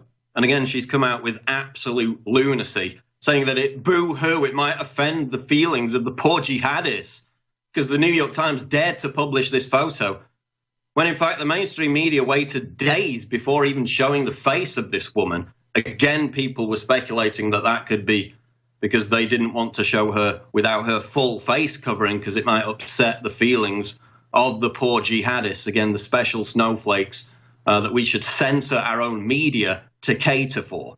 As I mentioned before the break, Melissa Harris Perry was not the only one who was upset about the media publishing this photograph. Hashim Saeed of Al Jazeera said in a tweet, "It's disrespectful." Again, to publish the photo of the terrorist is disrespectful to who? Other terrorists? I mean, are white people supposed to be all butthurt and offended if they publish a picture of Dylan Roof, for God's sake? He said it's offensive. If she was wearing a burqa that covers her face, it's disrespectful to show a picture without. So he's claiming that just because normally she wore a full-face burqa, because they had this image which showed the entirety of her face, that was offensive. It hurt the feelings of the poor jihadists. So it was wrong to do that. And then, of course, we had Linda Stasi of the New York Daily News publishing a vitriolic, hate-filled article blaming the victim of the attack for provoking the shooting, blaming this Messianic Christian Jew who had, God forbid, arguments with Farouk, the shooter, about religion, about politics before the shooting. She basically implied that he was equally responsible for the massacre as the actual gunman. Quote, "They were two hate-filled, bigoted municipal employees interacting in one department. Now 13 innocent people are dead in unspeakable carnage." So she actually piles him in with Farouk like he's the culprit. He's responsible for all the innocent people that died simply because he was against ISIS, he was a conservative, he supported the NRA, he disliked Planned Parenthood, and because of that, even though he was brutally gunned down dead, according to this sick New York Daily News columnist, he's equally to blame for the massacre. This is how the left reacts. I mean, imagine if somebody on the right, imagine if Ann Coulter or Bill O'Reilly had come out and blamed the victims, the black churchgoers, the victims of the Dylan Roof massacre, for the massacre which killed them, because they said something political a few days before. Imagine the outrage on the left if that happened. Yet somebody on the left, a regressive leftist who is not a real liberal, says it, and, you know, it's move along, nothing to see here. So again, absolutely outrageous comments. And again, Melissa Harris Perry of MSNBC saying that it was offensive to publish the photo of the terrorist. Absolutely astounding. We'll be back with more news and your calls on the 4th hour overdrive of the Alex Jones Show. Stay tuned, Infowars.com. We're back on the Alex Jones Show live 4th hour overdrive. I'm your host, Paul Joseph Watson. And of course, Obama gave his big speech last night in which he said that Farouk, the San Bernardino killer, was following a perverted interpretation of Islam. That's how Obama framed it, as if the Quran contained no directions to violence whatsoever, which of course we know that it does. We've had this whole cloud of political correctness in the aftermath of the San Bernardino shooting. We've had liberals try to make the justification that maybe Farouk carried out the rampage because he was offended by the Christmas party. Maybe he was offended because they made fun of his beard. These are some of the ridiculous speculations that have been trotted out in the aftermath of this shooting, when, of course, we know where he derives his motivation from. It's not hard to guess when it happens over and over again, when ISIS itself cites passages in the Quran, says that they attacked people in Paris because they brought corruption upon the earth, again, following directly the commandments of Muhammad from the Quran. But Obama says basically Islam is a religion of peace and that it's nothing to do with the Quran, that Farouk was following a perverted interpretation of Islam. Well, this video just went up on Infowars.com about an hour ago, and we're going to premiere the clip now on the Alex Jones Show. Islam is not a religion of peace. Here's the clip.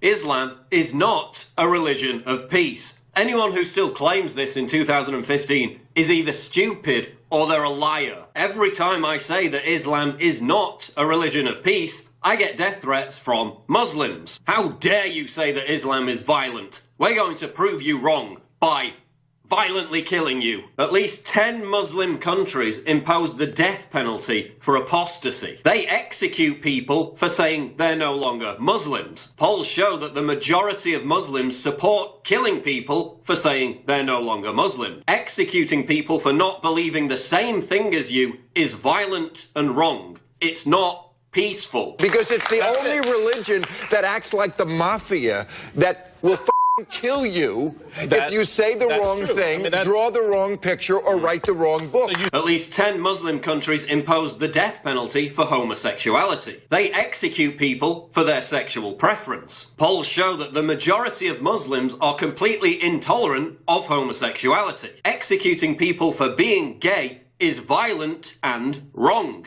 It's not peaceful. At least 11 Muslim countries, or ruling tribes in those countries, stone women to death. They stone women to death for allegedly committing adultery.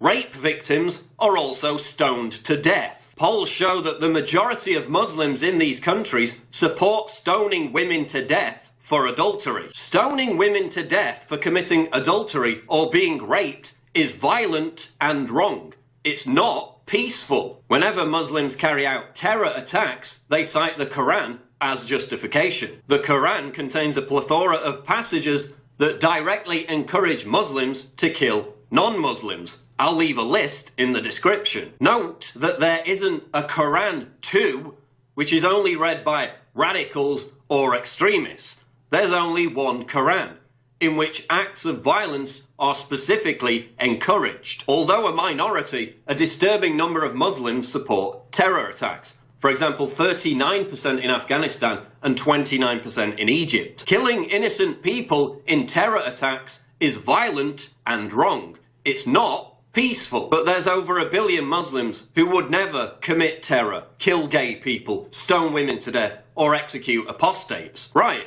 But they subscribe to a belief system which advocates all of those things and carries them out. So they have two choices. either continue to advocate all those violent things or acknowledge that Islam is violent and not a religion of peace and agree that Islam is in dire need of a reformation. But most victims of terror attacks are Muslims. Right, so they have two choices.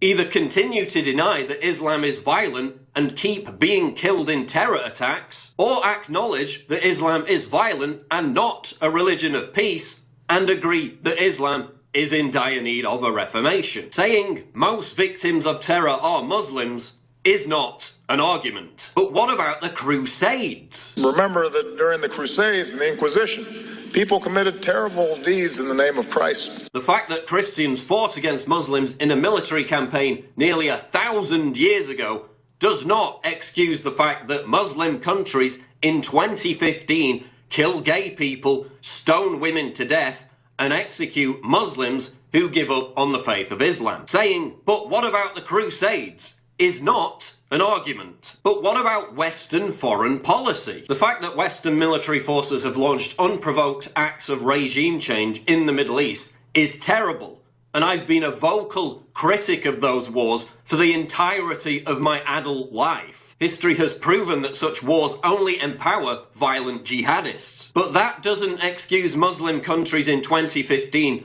killing gay people, stoning women to death, and executing those who give up on the faith of Islam. Western foreign policy has had no effect on laws derived from the Quran in countries like Pakistan and Saudi Arabia, which impose the death penalty for these supposed crimes. Saying, but what about Western foreign policy, is not an argument. But what about violent passages in the Old Testament? Unlike Islamic countries, there are virtually no Christian nations besides Uganda that kill gay people, execute apostates, and stone women to death. That's because Christianity had a reformation in the 1500s, which purged it of its most intolerant and violent aspects. Islam hasn't had a reformation. That's why it's still intolerant and violent. Pointing to intolerant passages in the Old Testament, which no one has acted on for hundreds of years, is not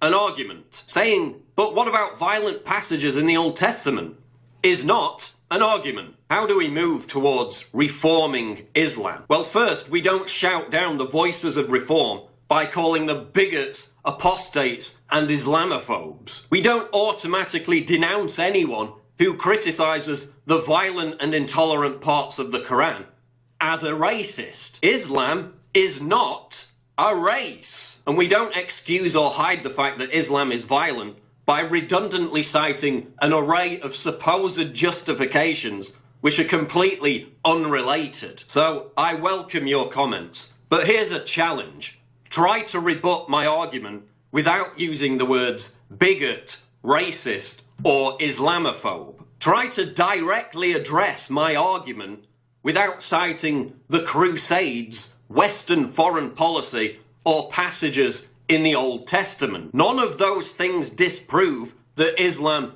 is a violent and intolerant belief system. Also, claiming I'm a Zionist shill, a crypto Jew, or a Christian fundamentalist with no proof is not an argument. And again, Islam is not a race. It's an ideology. It's gross. It's racist. It's not. Saying it's racist to criticize Islam is like saying it's racist to criticize socialism or atheism. That's not an argument. Islam is not a religion of peace. But I challenge you to prove me wrong. But please, just try and lay off the death threats, because that's not an argument. Okay, there you have it, the video. Islam is not a religion of peace. Get that out, share it around. It could go viral by the looks of it. But of course, the challenge I made in the video is rebut my argument that Islam is not a religion of peace without calling me a bigot, an Islamophobe, or a racist, because Islam is not a race, without referring to the Crusades, a military campaign where Christians fought Muslims nearly 1,000 years ago, without referring to US foreign policy, which has no effect whatsoever on countries like Saudi Arabia, who make laws that lead to women being stoned and gays being beheaded. Try and rebut my argument without referring to any of those things. Try and rebut my argument without referring to passages in the Old Testament which aren't even relevant anymore because nobody's acted on them for 500 years or more. There was a Christian Reformation in the 16th century. There hasn't been a Reformation of Islam to purge it of its intolerant and violent aspects, which is why these terrorists still cite the Quran when they carry out these attacks. And of course, you can't really call yourself a, quote, moderate Muslim if you still believe in stoning women and executing gay people. So again, we need Muslims from within the faith to lead this march to reform Islam, which some of them are, to be fair, and people, ex-Muslims who have left, they're the ones on the front lines, people like Ayaan Hirsi Ali, trying to reform Islam and, of course, being shouted down at every single point by both Islamists and the left, who have made this alliance of intolerance, and they're perfectly fine with gays being beheaded, women being stoned to death, because they never criticize it and they never get to the root of it, which is Islam itself and the Quran. So get that video, share it out, and we can try and reach some people. Of course, I say try and rebut my argument without calling me a racist, a bigot, or an Islamophobe. All the comments on YouTube, negative ones anyway, are calling me a racist, a bigot, and an Islamophobe. So they've completely failed, or they've not bothered to watch the actual video. We're going to go to some of your calls in a minute, but I wanted to cover this story. Of course, on Saturday night, we had a knife-wielding jihadist in an underground station in London who slashed someone's neck, nearly killed them, while chanting out, "This is for Syria." New York Daily News reports knife-wielding London terrorist had ISIS images, Paris attack photos on his phone. But again, nothing to do with the religion of peace, obviously. In fact, we had people on the news saying this might be just mental illness. He's shouting out, "This is for Syria." In other words, this is for ISIS, who the UK is now bombing in Syria. He's got photos of ISIS on his phone. He's got photos of the Paris massacre on his phone. But again, nothing to do with Islam. The knife-wielding nut accused of terrorizing a London underground station over the weekend kept images of ISIS and its attacks on his phone, prosecutors said Monday. Suspected terrorist Muhaddin Maya, 29, was hauled to Westminster Magistrates Court in a police van to face an attempted murder charge for his attack. So you had this guy slashing people's throats in the underground. It was all caught on camera. And how did the cuckolded British left respond within hours? With a hashtag, "You ain't no Muslim bruv," because one of the people filming this jihadist carrying out his attack said the words "You ain't no Muslim bruv" in an attempt to detach his actions, his violent actions, from the religion of Islam. And then, of course, the politically correct, obsessed left jumped on this. It started trending on Twitter, and it made everybody feel a little bit better because now we don't have to blame it on Islam because it's the religion of peace, even though it's clearly not. But, you know, so long as everybody was able to virtue signal and earn social brownie points with all their trendy friends, then it was all okay. Everybody felt a bit better. But again, someone made the point on Twitter after this hashtag, "You ain't no Muslim, bruv," was trending. The bar has been set so low that a Muslim who's not in favor of random stabbings is hailed as a hero. And that says it all, because the guy obviously saying this was a Muslim too. But as Pat Condell points out, are we sure "You ain't no Muslim, bruv" was directed at the attacker and not at the bearded cop holding him down? Because, of course, one of the police officers who apprehended this terrorist, who was black, was Muslim, quite clearly. So the guy who said "You ain't no Muslim, bruv" could have been talking about the cop who apprehended the terrorist. He might not have even been addressing his comment to the terrorist.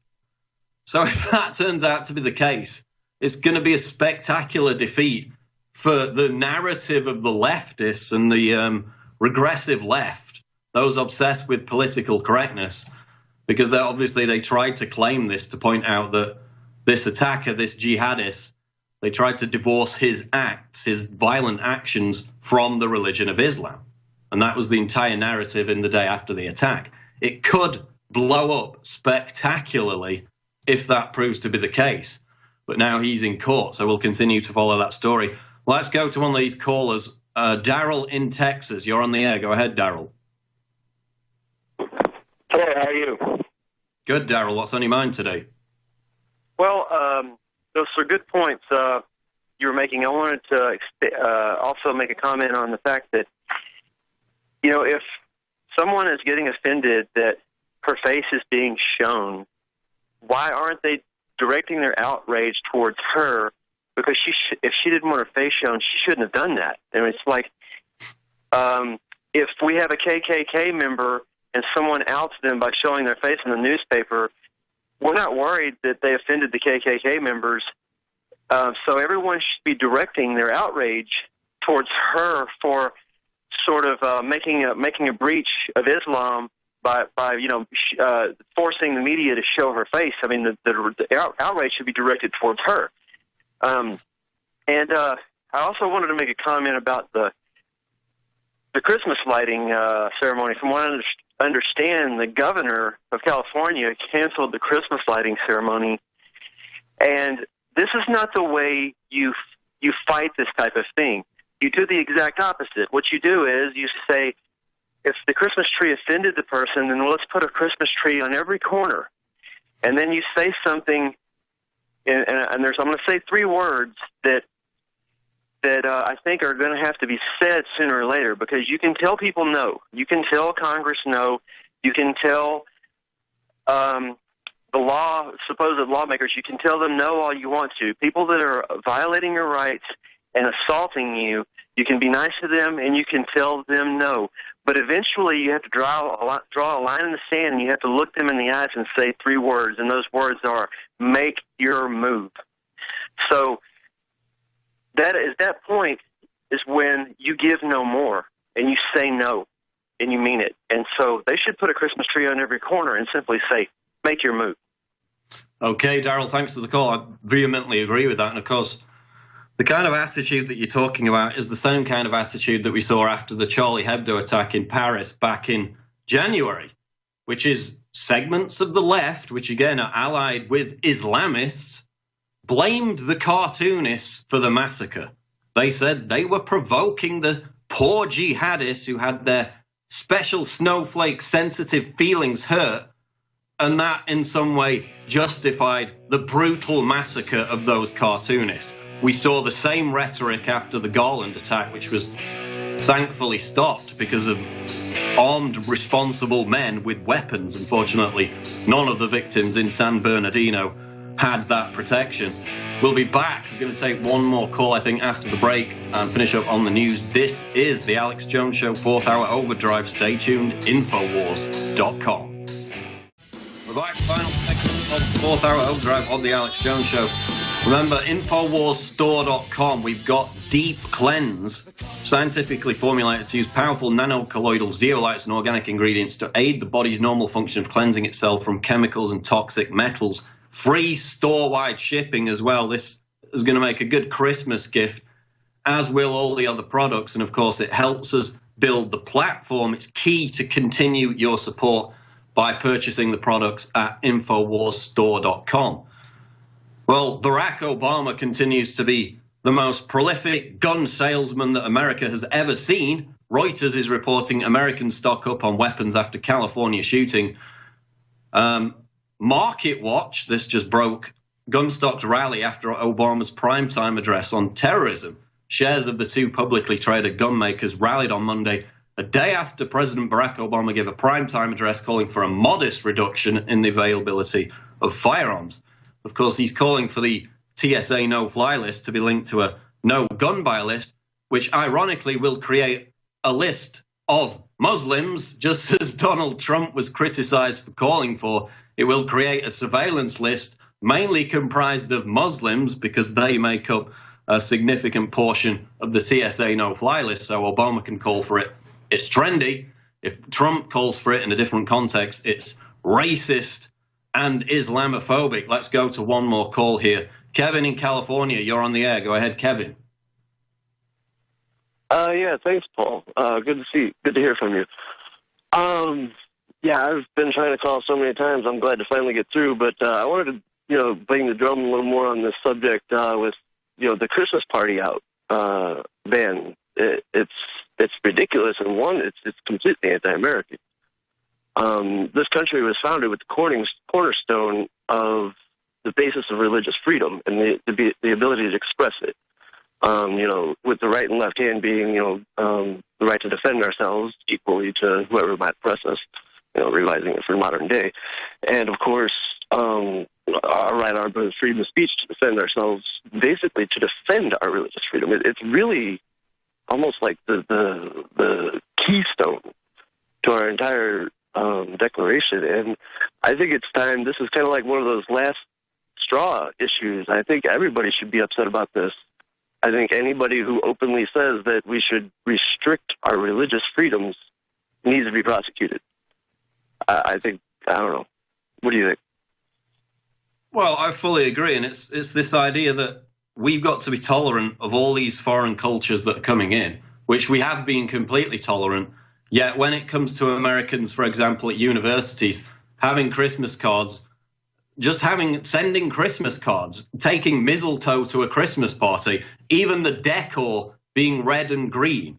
Top universities across America are now sending out advisories saying that that's not politically correct. That might upset someone of a different faith.